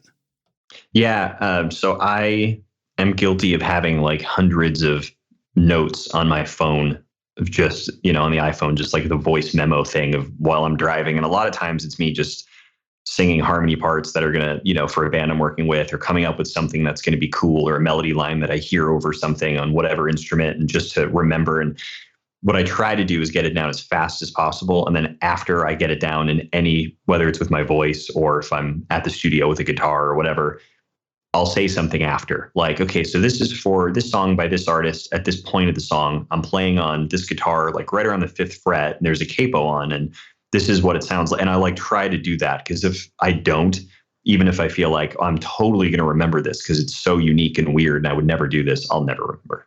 I lose it the next day. It's gone. Yeah. Yeah. So guitar, like chord voicings, that would particularly help with, because there's no way to, you just need to say what all those notes are too. Exactly. Or remember to play, the weirdest chord, remember to play it one note at a time. Or take a photo of it, or something. You could even, if you want to go there, like a video, and just prop your phone up and just say, I'm in DADGAD tuning, and this is what it looks like, and play it slowly, and there you go. I've tried that. The hard part about that, of course, is it's just, you got a bunch of videos. Yep. But I think, voicing it, saying it out loud, just remembering, and always the takeaway is like, what's the easiest, quickest way to do this? So for example, what you just said, is a huge help for me in the studio. The moment where like somebody's rehearsing, like I'm working with the band, the moment somebody's rehearsing a part right there in the control room to sort it out, or I hear a part in my head, it's like a secret weapon. Just put on voice memo. The speakers are going, you're hearing that part in your head, start singing it and just record it right on your phone while it's happening, because 9 times out of 10, if I rewind tape and try and do it intentionally, I've already lost whatever part I had. That's right. Yeah. I think part of the mistake is then, some people will try to make it sound better than it needs to be. And it doesn't, especially if it's like a melody that you're singing. And if you're not the world's best singer, which I'm certainly not, it doesn't matter. Like, it just needs to be the vibe and close enough that when you listen back, you'll remember what it was. And that's it. Yeah, I'd go so far as to say melodies are more elusive than sounds. Sure. Yeah. I can get a sound, but melodies, sometimes they just come and, I'd never think of it again. Yeah, exactly. There's that famous story of was it Danny Elfman, when he's on a plane and the theme to Batman started just like pouring into his head, and whenever this was, the late 80s probably. And he like just couldn't get the theme out, and he was terrified that he was going to lose it. So he like ran to the bathroom and I can't remember what recording device he had on him, because it wouldn't have obviously been a phone back then, but he had some way of like documenting it. He said he was just like trying to sing it so that it was like over the engine noise, but also not so loud that people didn't think there was a crazy person that was, and he said he kept like going back to his seat and then running back to the bathroom and do it, just like, that's so funny. That's a lot. That's awesome. It's probably a micro cassette. Those were so much fun to use for writing and recording. Yeah. And in a way, there was an advantage back then, because if you had your micro cassette with you and you were listening to something else, you probably were playing a cassette in the car, a rough mix, and then you had the idea, and then you just pick up the micro cassette and sing along. But now we have phones, and the phones do the playing of the music in the car, but they also need to do the recording. So unless you have 2 phones with you in the car, you're kind of screwed. It's very frustrating, Exactly. Yep. And I've tried other things. I've tried thinking like, well, I'm going to just take all these, these rough mixes, and I'm going to put them into GarageBand on my phone, and then I'll sing along on an overdub track. And that doesn't really work very well. It's a good way to wreck your car. Yeah. And again, I feel like as soon as we try to complicate things, it either just never gets done, or it becomes more frustrating than it's worth, And yeah. I mean, I just remember how easy it was back like the first recording device that I used was one of those, like I said, like Tascam Porta Studios or something. And just how quick and easy it was to like lay an idea down. And then, you had 3 other tracks to work with. And as primitive as it is, like sometimes inspiration is, it gets down quicker when you're limited. Indeed. All right. Well, let's talk about acoustic guitars too. How often are you recording acoustics, and what are some good lessons you've learned about how to do that really well? Yeah, often, very often. And sometimes, on that, of course, depends, same sort of factors as before on who the player is and how great the guitar itself is. We have a pretty awesome collection of acoustics at the studio. I have a Taylor that I love that just always sounds great. And then we have an old like 50s Gibson that sounds huge, which is appropriate for some things. And a Martin that also, a lot of times I'll double the Martin with the Taylor, sort of spread those out. And it's like the perfect combination of dark and bright, Taylor being bright, Martin being dark. Exactly. Yeah. And so it depends on what it is. If it's like going to wind up being something where it's just a vocal and guitar, I might treat it differently than if the guitar is just going to be like almost a percussion thing, that's like following like just a strumming pattern that when you glue it together, it's really just serving as that and nothing else. Like you're not really meant to hear it as being much more. And if you're going that route, oftentimes I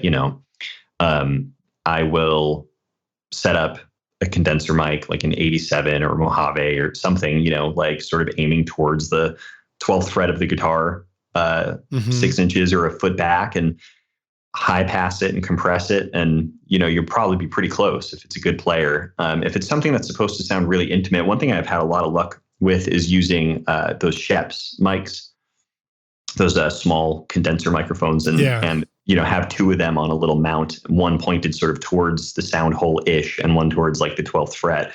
And that's lovely. Almost like a stereo mic, like where they're pointed a little to the left and a little to the right kind of thing.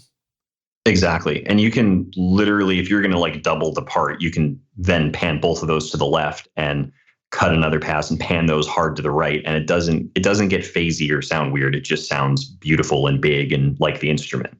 Nice.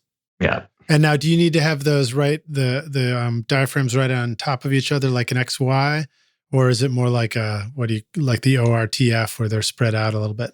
They're spread out. It almost looks more like a V, like the letter V, like one's pointed towards the sound hole and one's off to the right towards like the 12th fret. Right. V for victory. Exactly. And your guitar sounds.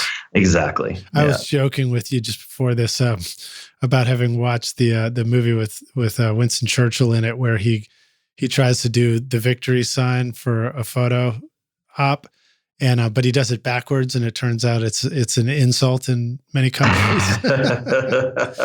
So not that Classic. Kind of victory, rock stars. Exactly. Yeah. All right, cool. So let's see here. Girl Like You, Sammy Johnson, has a smooth reggae bass tone on it.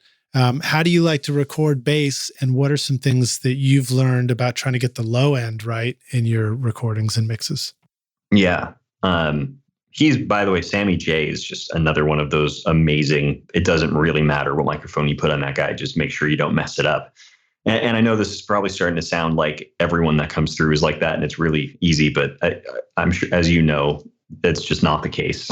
So when someone like that does come in, it's such a treat because he's just such a pro, such an amazing voice that comes out of him. But yeah, so if I remember correctly, drums on that were played by Miles from Slightly Stupid. And this was a while back. I think this was like 2016 or something, but I can't remember how I tracked bass on that. But a lot of times I'll go like amp and DI. And we have a B15 here that sounds awesome. I also have a couple of session player buddies that are amazing, bass players that have their favorite contraptions for the amp sound. One is this thing called, it's by a company named Bergantino. And it's incredible. Like it's also, again, it's part the player, but the tones that he gets out of it as far as like amp sound goes is just phenomenal. The Bergantino amp. Yeah, it's called like the Forte something or other. And it's just this little like unit. And it sounds incredible. I don't even think there are tubes in there. It's just but it sounds great. It's thick and big. You can get it, where it sounds like a tube amp, or you can get it where it's raging with distortion, but it still sits and all of that. So either way, I'll either, run something like that and a DI, or like the B15 and a DI or something like that. And depending on the track, later I find like the combination of the two that I like, or just the one, because oftentimes having the amp with some of the DI in is actually really cool. I also tend to compress the bass with the drums, which is yet another Wyn Davis trick, is using, bus compression. Like we use an SSL and we'll send the drums and the bass to it. And there might still be some further like things that you do, but just that overall glue really helps, with what I'm doing, sort of keep the bass married to the drums. And trying to think if there's anything else that's worth mentioning. I'm a huge fan of Sans Amp on everything except guitar, pretty much, just like Chad Blake is the funniest. I know. It's funny that like the thing it was designed for is not the thing anybody uses it for. It's like the least coolest part of it. Yeah, but on everything, I mean, I actually love it on like keyboards that sound like really mid-rangey and chimey and annoying. And like all you do is just open an instance of Sans Amp and all of that stuff's gone and it just sounds better. Well, it's cool that you just brought that up about the bass and the drums, because I'm looking at a question right now in our Facebook group from Kendall Cage, who was saying, does anybody else ever compress their kick, snare, and bass in a parallel track? And if so, would you send that to a rear bus or leave it out because it has drums in it? And it sounds like you answered part of that question, which is yes, including the bass in the drums. Do you have any thoughts about that kind of parallel aspect to the question? Or do you ever mess around with that kind of rear bus technique at all? Yeah, we have. I've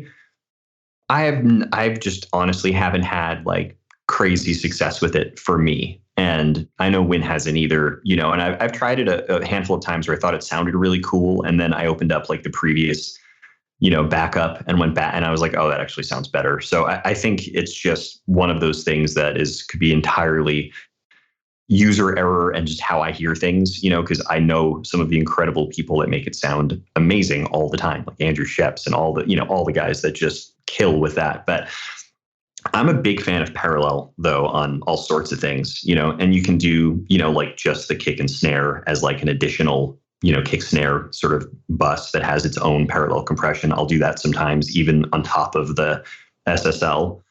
It really, it just depends. Depends on the source, but yeah, I find that mono compression of kick and snare at least to be super, super useful.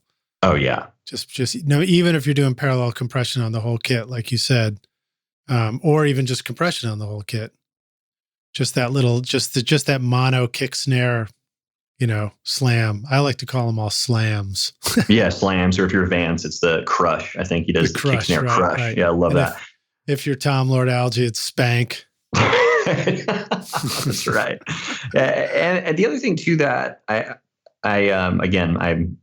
not the person that invented this by a long shot, because many people do this, but sometimes on really exciting rock drum sessions, it is worth like throwing a microphone up and doing the knee mic thing where you point it at the drummer's knee-ish area and then I'll slam that. Like I have an 1176 that's set up that I just use to destroy. Like we have 3 1176s and there's one that's just set up in nuke mode.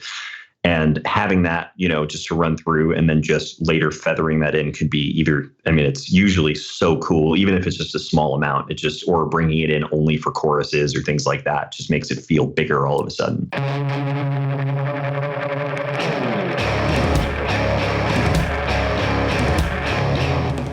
Do you want to record killer drums in your home studio? Rockstars of Drums will show you how to record, edit, and mix pro-sounding drums with examples from a Nashville session drummer in a Grammy-winning studio. Do you want to know how to master your own music at home? Rockstars of Mastering will show you how with plugins in your DAW so that your music will sound awesome when you finish your mixes. And if you're looking for a step-by-step solution for a pro-sounding mix that won't take years to learn, the Ultimate Mixing Masterclass with Craig Alvin will show you a proven method for creating Grammy-winning quality mixes that you can apply in your home studio right now. Or if you just need to learn the fundamentals of creating a great sounding mix, then register for my free course, Mixmaster Bundle, to get great mixes using simple, free plugins. And get started now making your best record ever at recordingstudiorockstars.com/academy. Use the code ROCKSTAR at checkout to get 10% off any course for a limited time. Let's break that down again. Just describe the position of the mic one more time. And, if you obviously probably don't have the same mic that Vance would use. So what mic would you choose for something like that? And how do you describe where its position is? Yeah, so I will use like an RE20 or an SM7, or I've used a sort of a bunch of different kinds of mics. And SM7 to me always does the trick, but I basically just put it on a stand like right in front of the kick, and will try to point it sort of like in between the toms and snare so that it's pointed towards the drummer's knee or crotch. So it's above the kick drum? Exactly. And yeah. It's looking towards the drummer's knee. Which knee, the kick knee or the hi-hat knee? Let me think about this, because I'm trying to think in my... See, we like to ask the tough questions. Yeah, I like it. Studio Rockstars. No, so I think it would be towards the hi-hat, favoring the hi-hat knee. Yeah, sort of pointed towards the snare, not away exactly. from the snare. Yeah, right. But it's above the kick, so anything from the kick it's hearing is coming through the wood shell of the kick up to the mic, as opposed to being in front of the beater and hearing the beater hitting the head, right? That's right. Yeah. And then I will compress it to death. Nice. Yeah, usually in nuke mode and all buttons in. And then later, the one thing sometimes you'll find is, because you will get like still quite a bit of the top of the kit, cymbals and all sorts of that stuff, which is cool. But you might wind up having to cut, like somewhere in the 4 to 6 range, just so that it plays nice with everything else. But when you say 4 to 6 range, you mean like 4 to 6K? Just like shelving it off, or just actually cutting it? Yeah, just not like completely, but just a little like dip, just if it's like really abrasive. And there are obviously other tools that are really cool for that too, but just something to sort of make room for everything else. Because a lot of times if you're finding that all of a sudden like the vocals having a hard time cutting, or guitars or things that are mid-range instruments, as soon as you sort of get rid of that little upper mid-range frequency of those overly compressed cymbals, you'll find that there's plenty of room for everything else, Yeah. Okay, cool. Good tip. I love stuff like that. And now I got to go try that. Yeah, it's cool. It's fun, man. All right, cool. So let's talk about vocals a little bit more. What are some things that you enjoy doing when you're setting up to record a vocal in the studio? What have you tried lately? Yeah.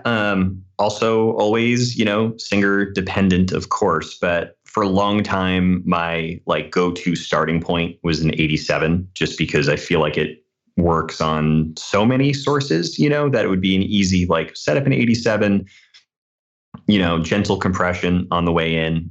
We have these Boulder mic pre's that are phenomenal. And we have Neve 1272s that are great for vibey things, but those Boulder mic pre's you can put pretty much anything in front of it and it's not going to, blow out or distort or get weird. Is it BOULDER or BOLDER? Exactly. It's BOULDER. Right. But you're feeling Boulder when you use them. That's right. Oh, cool. Yeah. So that a lot of times is a starting point. And then there's, of course, the things depending on the singer and depending on what the project is, that may or may work better. Again, for like this Annie Bosko record, I used a U47 because it's a tube mic and we have one, which is awesome. If it were up to me, I'd use that on just about everything because it sounds incredible. It's just smoother for me. Just like a Telefunken U47. Exactly. Yeah. It's just smooth. Just sounds like butter with the right singer. Although, if it's a really belty singer, it might not work as well. So it kind of, there are times that an SM7 like wins, over all of those super expensive, I'll have a 251, a 47 and all these mics set up. And then the SM7 is like, actually, that sounds more honest. So we're going to use that, Now, I've noticed that sometimes I'll go set up the, the big tube mic or the condenser mics and an SM7, and it might be a rock track. And sometimes it's challenging to get the vocal to compress and like, sit out front of a rock track with all those fancy mics. Whereas I find that the SM7 sort of effortlessly does that because it's almost built-in compression, or I don't know what it is, that gives it that quality. Totally. Is that a thing, or is that to you just a sign of, no, you just got to try a little harder with the compression and set it right? Like, in other words, do you find that condenser mics totally work for rock tracks and it's just a question of dialing it in properly? It's interesting. I think a lot of it depends on the singer, which I'm learning, more and more. But, for that band Joker's Hand that I work with, their singer is a very belty. It's sort of like if you took, like Billy Joe Armstrong of Green Day, but with like the singer of Kaleo and mixed them together. Like, he has this incredible rock voice, but sort of erring on the punk side. And he sounds amazing with an 87. Like, no matter how hard he's singing, it sounds great. And I think part of it is like how he's pushing and his tone and all of that. But I did a session with Tim Ripper Owens, who was the singer of Judas Priest after Rob Halford left. And I had similar sort of setup. I think it was like an 87 going through, I don't know, maybe an LA2 or a gentle 1176 or something. And it just wasn't working. No matter what I did, it sounded distorted. And it just, no matter how quiet the pre was, no matter how, even just the pre and no compression, like, it just didn't matter. The microphone was like the wrong choice. And I wound up using an SM7 through like, I think an LA3A, and it was perfect for his voice. So it's really weird sometimes. And I think it's a tone thing a lot of the time. Yeah. Yeah, it probably is. Probably just, just got to be ready to try both things. But that is a thing. And I would put that out there, just rock stars. If you ever do feel like, you're using the fancy mic and the vocal doesn't seem to somehow sit right in a rock track, or it sounds under compressed or over compressed, or you got to turn it up too loud, try a dynamic, try a 57 or an SM7 or RA20. I need to try an RA20 on a vocal. I haven't done that in forever. Yeah, man. The other thing I was going to just offer up too is that sometimes I was doing a session last week with a singer who sounded amazing on the verses with a 47. And then in the choruses, no matter what I did, it just wasn't sitting right because it was really high and belty in his range. And from where he was pushing, it just wasn't working. So I switched the microphone out for the choruses, and not necessarily switched it out. I put another microphone up right next to the other one and captured that and had it on a separate track and just called it chorus. And there you go. And you figure it out later how to make it work so that it doesn't all of a sudden sound uncanny to your ear. But the truth is, if it sounds better, it's going to sound better later. So yeah. Did you end up using a dynamic mic for the second one? I can't remember. I think I did. Yeah, I'm pretty sure I wound up using an SM7 for the choruses, and then just, the 47 for everything else. Right on. Well, we're coming up near the end of the show, but before we go on, talk a little bit about your mix template. What are some ways that you like to start a mix to keep your mixing process efficient and simple? Do you like to mix breaking it out onto a console, or do you find yourself staying in the box these days? And what thoughts do you have about all that? Yeah, I work almost exclusively in the box with sort of what I call it a hybrid setup, in that I have, probably about half a dozen to a dozen pieces of outboard gear that is hooked up, through the IO, so that we can select at any point, a particular 1176 that I usually will use in mixing for vocals, or the SSL for parallel compression or whatever. But it's just these days, with all the mix revisions and things having to happen quickly while you're, in the middle of another project, it's so much easier working in the box for me. Yeah. Now, when you're using outboard gear, this might be a dumb question, but in Pro Tools, can you commit a track in real time so that you actually capture the outboard gear? No, I didn't think so. Yeah, you have to, like, if you're gonna.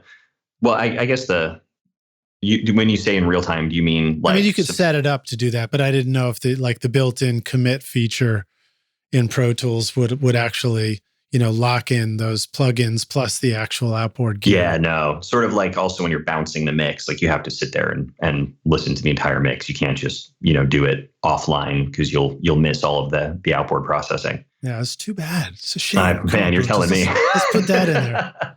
I wish, man. Let's put hardware on it and then just get the sound and then just commit all those tracks really quickly. Exactly. But yeah, so as far as like mix template, I have a session with auxes set up that commonly are used, and like the master fader, master bus processing that commonly will be used, and things obviously change depending on what it is. But I've just found that there's like 10 to 15 things that if they're immediately, I can just import them into the session. It's going to make life easier, and I try to do all that housekeeping stuff. If either I'll have someone else do it, like helping out like an assistant, or I'll do it. I try to do it on a different day from when I'm actually mixing, just because even with the template, that I have saved, often like just the cleanup that I have to do in a session before it's ready will take some hours. And by the end of that, again, I'm a very type A OCD guy, so I sort of enjoy doing it, but I'm just hateful when it's done.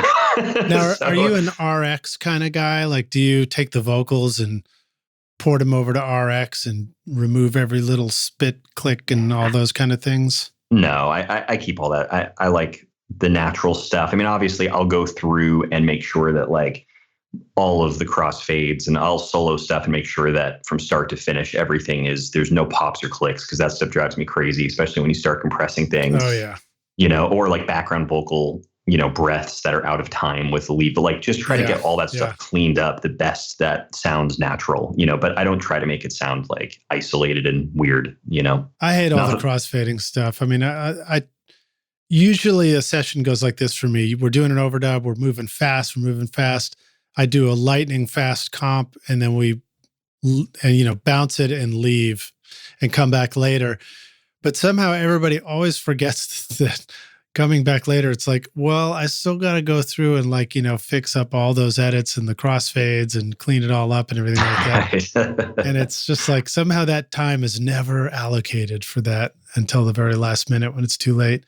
Exactly. But sometimes I also approach it where I just say, you know what, I'm just going to get into the mix. And then if I hear a problem, then I'll go address it. But, a lot of pops can also get, they can get masked in the mix so that they're no longer a problem depending on what it is. But I'm not encouraging people to blow off the cleaning up the edits. It's just that a pop you hear, if there's enough of a change in voltage from one moment to the next, you hear the pop. But in a mix, if it's buried in there and there's other things happening, it can actually get covered up. That kind of thing happened with tape edits too.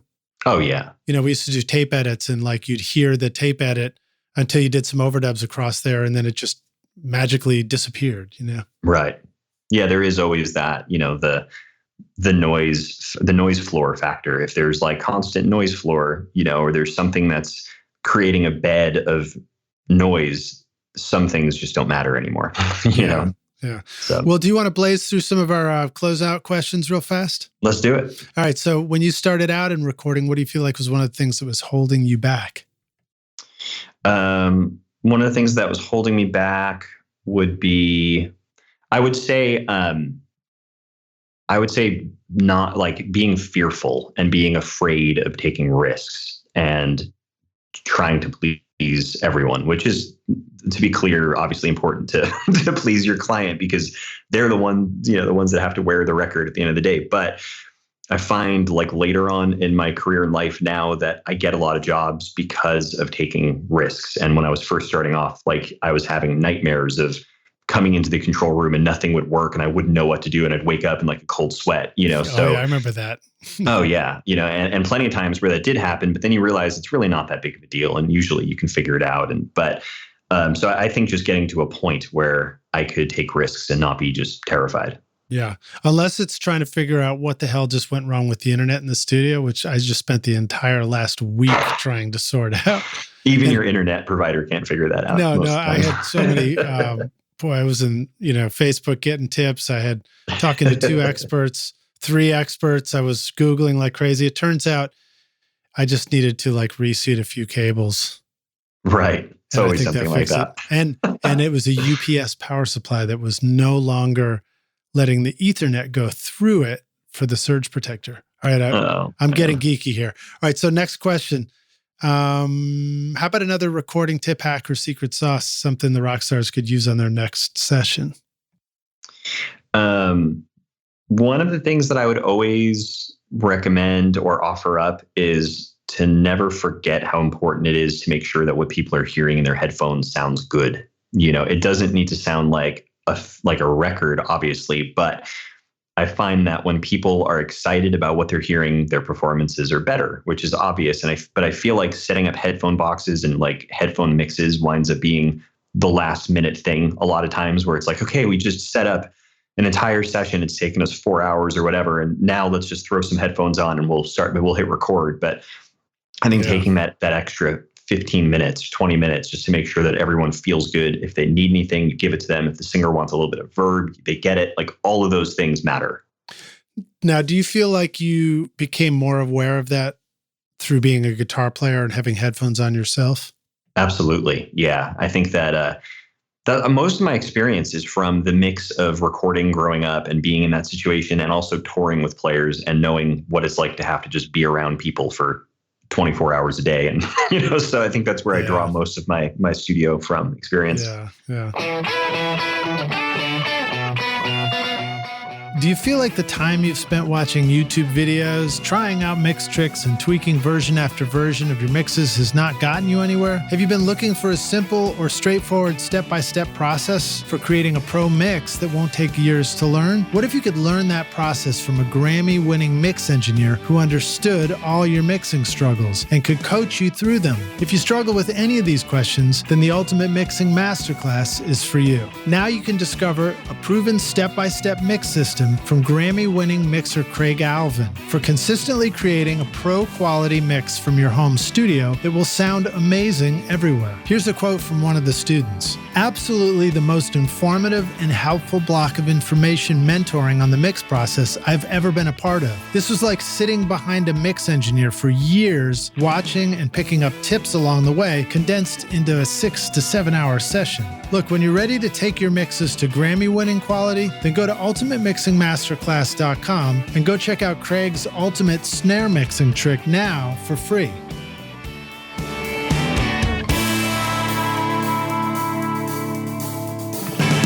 All right, how about sharing a favorite hardware tool or something that you're excited about having physical in the studio? So I am sort of an amp junkie, and I have just a gear nerd when it comes to amps. And try to hang on to as many as I can, but obviously, buy, sell, just figure out what's working, what isn't. And I think right now I have like 10 or 11 at the studio. And the last one that I just got, which is a divided by 13 JRT. It's like a 9 or 15 watt amp, depending on the It's called setting. Divided by 13. They're the company. Yeah. And the model's JRT. And Nice. One switch is 6v6, the other is EL84. And it basically just sounds like, my opinion of it, I keep it in EL84 mode most 90% of the time, is first of all, it's incredibly loud amp for like 9 or 15 watts. It's like louder than anything, it's louder than my AC30. But the person that turned me onto it was Tim Pierce. And the way that, and if anyone's unfamiliar, he's like the LA session guitar player guy that's played on every record, and him and Lyle Workman and a few other people where it's like their go-to amp. But it sounds like an AC30 on steroids, but without any of the AC30 issues. It's not hissy. It doesn't have any of the shrill sort of stuff or overly bright. It just sits in a mix. So I'll use it on like either just some parts or even as like a rhythm tone where it wants to sound cranked, but not a Marshall, which is like immediately its own thing, and I'm just in love with it. I've used it on everything the last year. That sounds awesome. I love that stuff. I love having guitar amps around. I've got a bunch and I just want more. What's your favorite? Well, I just got a Fender Princeton this past year, and I'm just absolutely loving it. It's just my number one amp right now. Yeah. But before that, my number one amp was my Gibson Falcon, which has a beautiful reverb to it and great tone, but it's got it's pretty bright and mid-rangey too. So those Gibson amps are great. We have an old Gibson amp. It's awesome. Yeah. And then, what were some of the other ones? It's been a minute. I can't think of it. There's every once in a while I've stumbled on an amp where you get that, we were talking about thin guitars earlier. Yeah. Sometimes you just stumble on these amps that are, when you just sort of play a triad or four notes chord in it, they just get this squawk and it's thin and it's focused and it's so awesome. And the distortion is like the greatest thing since sliced bread, even better than sliced bread, actually. Exactly. And it's fun to find those. But also my Watkins Dominator, the WEM. I have the WEM 2, not the first one, but that one is a really great distortion. That's awesome. Fun amp. But you asked. Yeah, no, I could talk about it for days. My favorite thing too sometimes is like combining amps and running, a couple of them at the same time. And that's part of where you can really nerd out, is like finding combinations that sound so cool together, like the darkness of a small Fender amp mixed with an AC 15 or something. And you get, it's just amazing. I feel like I was hearing some stuff possibly like that on your records where, it might have been the same guitar, but they sounded different, but they were panned out left and right. Yeah. I don't know how often you do that sort of thing, but give us a tip for multi-miking or for using more than one guitar amp. Just give us a tip for how to do that. Yeah. So you have to use a splitter, and there are tons out there. There's, I know Radial makes one, and then we have one by Little Labs. That's my favorite. Yeah, the PCP distro box. Yeah. So cool. Yeah. And you can, I think, have up to 3 amps, and then you can, and they're transformer isolated, and you can select between, 1 to 3 of them at any given time. And then, in the other room, usually I'll set up, whether it's, a head and a cab or a couple of combos or whatever the case is, and then put a mic on each. Some people start messing around with multiple mics. Just depends. And it depends on how much time you have, because that can get phasey, Yeah. But I find just like, again, a 57 and a 121, or a combination of 2 mics, that if it's like a really bright amp, maybe put your ribbon, on that one, and whatever, find the combination that's cool. But that, particularly if it's a band where it's like just one guitar player, like that makes the guitar, like the sonic fingerprint of the guitar sound massive if it's like 2 amps, and you can choose to spread them out or whatever you're, just depending on what you're doing. Yeah, where you get you're going to have one guitar instead of a whole bunch of guitars going, but you want it to be big. That's one of the things that I'll do too, is I'll run, I've been doing sessions where it might be me playing on this next song we're going to record, or, somebody else may come in and join me for a second guitar, but I just have 2 guitars in the ISO booth, and then use the, my H9 pedal has stereo outs. I love that pedal, man. It's so cool. Yeah, the Boss Chorus 2 or whatever it is that I've got, that one's got stereo outs too, which sounds great. Or I've just got one of those little passive splitters, and I'll just, I'll either go in 1 amp and then the other guy plays in the second amp, or if it's just me, I'll just use the splitter and now I'll go into 2 amps, pan those out. And it's kind of a quick and easy way to fill in the space like that, or be ready for 2 guitars and not have too much amp. Totally. Yeah, exactly. All right. Share a favorite software tool or something you're excited about. Man, I listen to your show like religiously, man. And I learned so much from what you say, and from what some of your amazing guests that come on talk about. And, like we were saying earlier, we get used to using the same tools. Like, of course, we use a lot of the UA stuff and Fab Filter and all that. But the one thing that I got turned on to because of your show recently was your interview with Reed Shippen. And he was talking about actually 2 plugins that now I use all the time. One is the Mog, however you pronounce it, the Airband EQ. Yeah, Mog 4, is that what it is? Yeah, it's, man, that 40K boost that just like opens everything up and doesn't, it's incredible. Like, I thought to myself when I heard him talking about it, well, it's got to be 40K. Like, there's some trickery there, because we can't even really hear that. But man, it makes such a difference. And where do you use it? I use it on the master bus. Right on. And yeah, so that might be part of a mix template for you. You might have that there, and then you just mix right into it. Or do you start mixing and then start playing around with the Airband a little bit more later down the line? Everything on the master bus I work into, but I tend to keep that bypassed until the end, just because sometimes it can be too sweet. It just depends on the vibe, where you convince yourself that you need it and then you don't. But a lot, depending on the mix, it's really cool. The other one that was his thing was the shred spread for guitars. Oh, I know that one. I remember that one too. Oh man, use that all the time. Actually used it on the pretty sure I used it on this Dio mix, where it's like just a single guitar and you need to make it sound massive, or even if it's doubled guitars, just making the spread of them sound totally left and right. It's so cool. Now, I can't remember. I don't know if the shred spread will take a totally mono guitar and make it sound wider. Maybe it will. I can't remember. Maybe it's just stereo. They might have been doubled, but they sounded like really mono-y. So that might have been what it was. No, they might do it. It might do it. I mean, all you have to do is just start messing with phase to make it sound stereo anyway. Right. Here's another trick. I'll share this one too.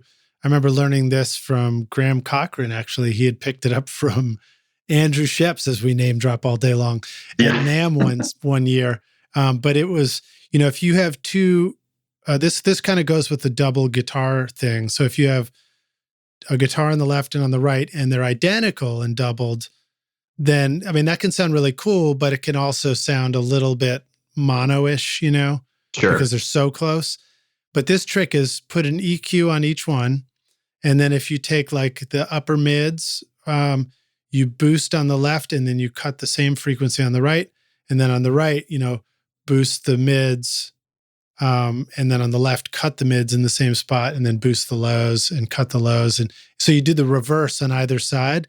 Sure. And it totally does this, psychological kind of widening effect with just a little bit of EQ. It's very cool. That's awesome, man. Yeah, it's like playing with paint colors, that's awesome. Love that. Awesome, man. Great tips. All right, well, let me jump to the closing one here. So we're going to take the Wayback Studio machine, and you're going to go back in time and find young Steve. Man, you must have been really young by the time we find you. I don't know. At some point, it's not going to be legal if we go back and ask you the questions too early. But you're going to go back and find yourself and say, listen, dude, I know you want to rock. I know you want to rock. But here's the single most important thing you need to know to be a rock star of the studio yourself one day. What advice would you go back and give yourself if you could?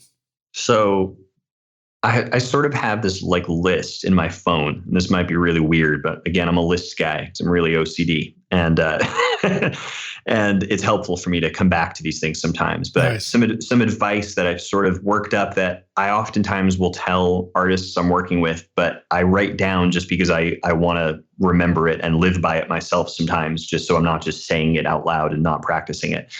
So I'm going to cheat because it's like 4 things. It's not just one, but I think it's worth mentioning some of the stuff. So, and some of it's really cheesy, but here goes.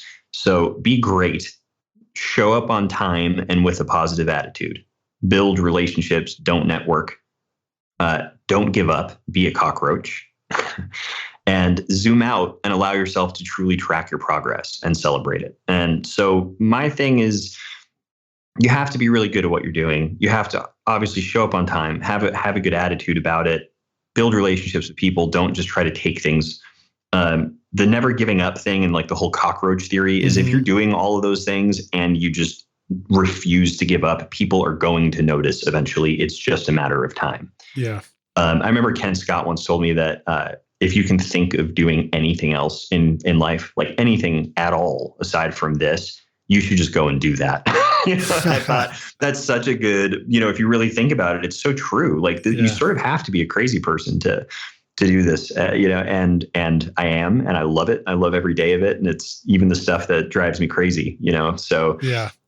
Anyway, those are those are good tips. I mean, I'm thinking about this past week for me, and when I'm sick, other than sleeping, all I wanted to do was go down to the studio and try and fix my internet and get my new computer to work. Exactly. Yeah, it drives my wife crazy because even when we're having I try really hard to have an off day. Like we try to take Sundays off, which happens maybe once a month. And then the whole time I'm sitting there, she'll look and say, "Are you all right? What's going on?" And I'm like, I'm fine. I'm just thinking about this one plugin that she's like, "Oh God, here we go." Well, good tips, man. Be great, be on time, build relationships, be like the cacarocha. That's right. And zoom out. What was the zoom out part? It was sort of zoom out and make sure you have a perspective on what you're doing.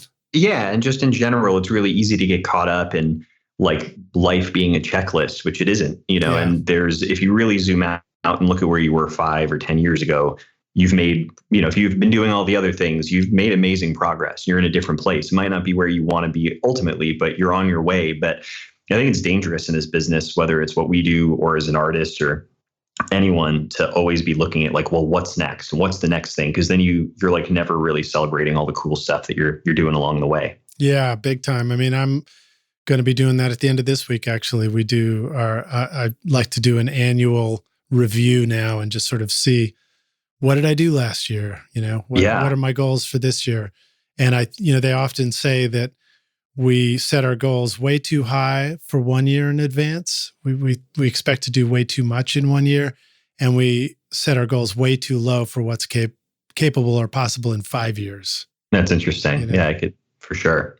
All right, man. Well, thanks so much for joining us on the podcast, Steve. It was a blast to hang out with you, man. Let the rock stars know where they can go find you online. Where would you like them to check your stuff out? And what if they're ready to make their next hit record with you?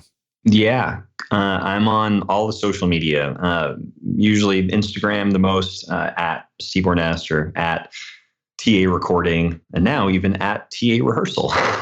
We also have, of course, the website, which is tarecording.com, website for tarehearsal.com.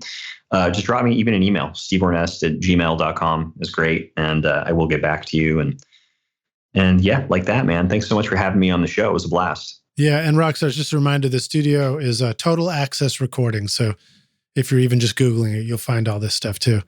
Dude, great to hang with you, man. Thanks for coming and doing this with us, and lots of great stories and lots of great tips too. Thanks so much, man. I'll talk to you soon. All right, man. Cheers. Bye.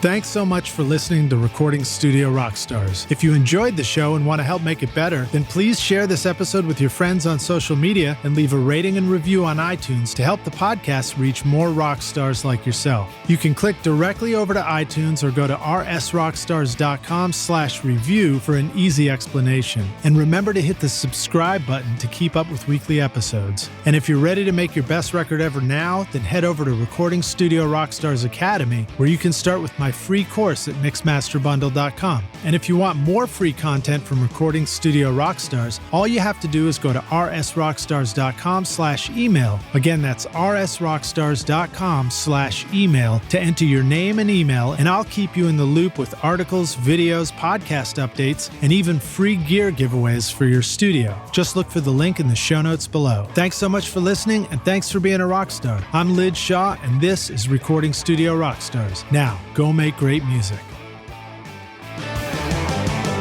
Recording Studio Rockstars would like to give a big thank you to our amazing sponsors who help make this episode possible: OWC, Spectra 1964, Sampley, and Isotope. Remember to use these coupon codes for special discounts. At isotope.com/rockstars, use the coupon code ROCK10 for 10% off any plug-in purchase, or start your extended 30-day free trial subscription to access many of their plugins. At Sampley.app, sign up for a free account with 2 projects now, and later use the coupon code RSR20 to get 20% off the first 3 months when you upgrade to a pro account. At recordingstudiorockstars.com/academy, use the coupon ROCKSTAR for 10% off any course for a limited time. You will find links to all these awesome sponsors in our show notes. These are all things I highly recommend for your studio. They're going to help you make your best record ever. I would also like to thank our fantastic team here at Recording Studio Rockstars: Vlad Weselchenko, Braden Stremming, and John Richardson, for additional podcast and video production. Thanks so much for listening, and we'll see you in our next episode.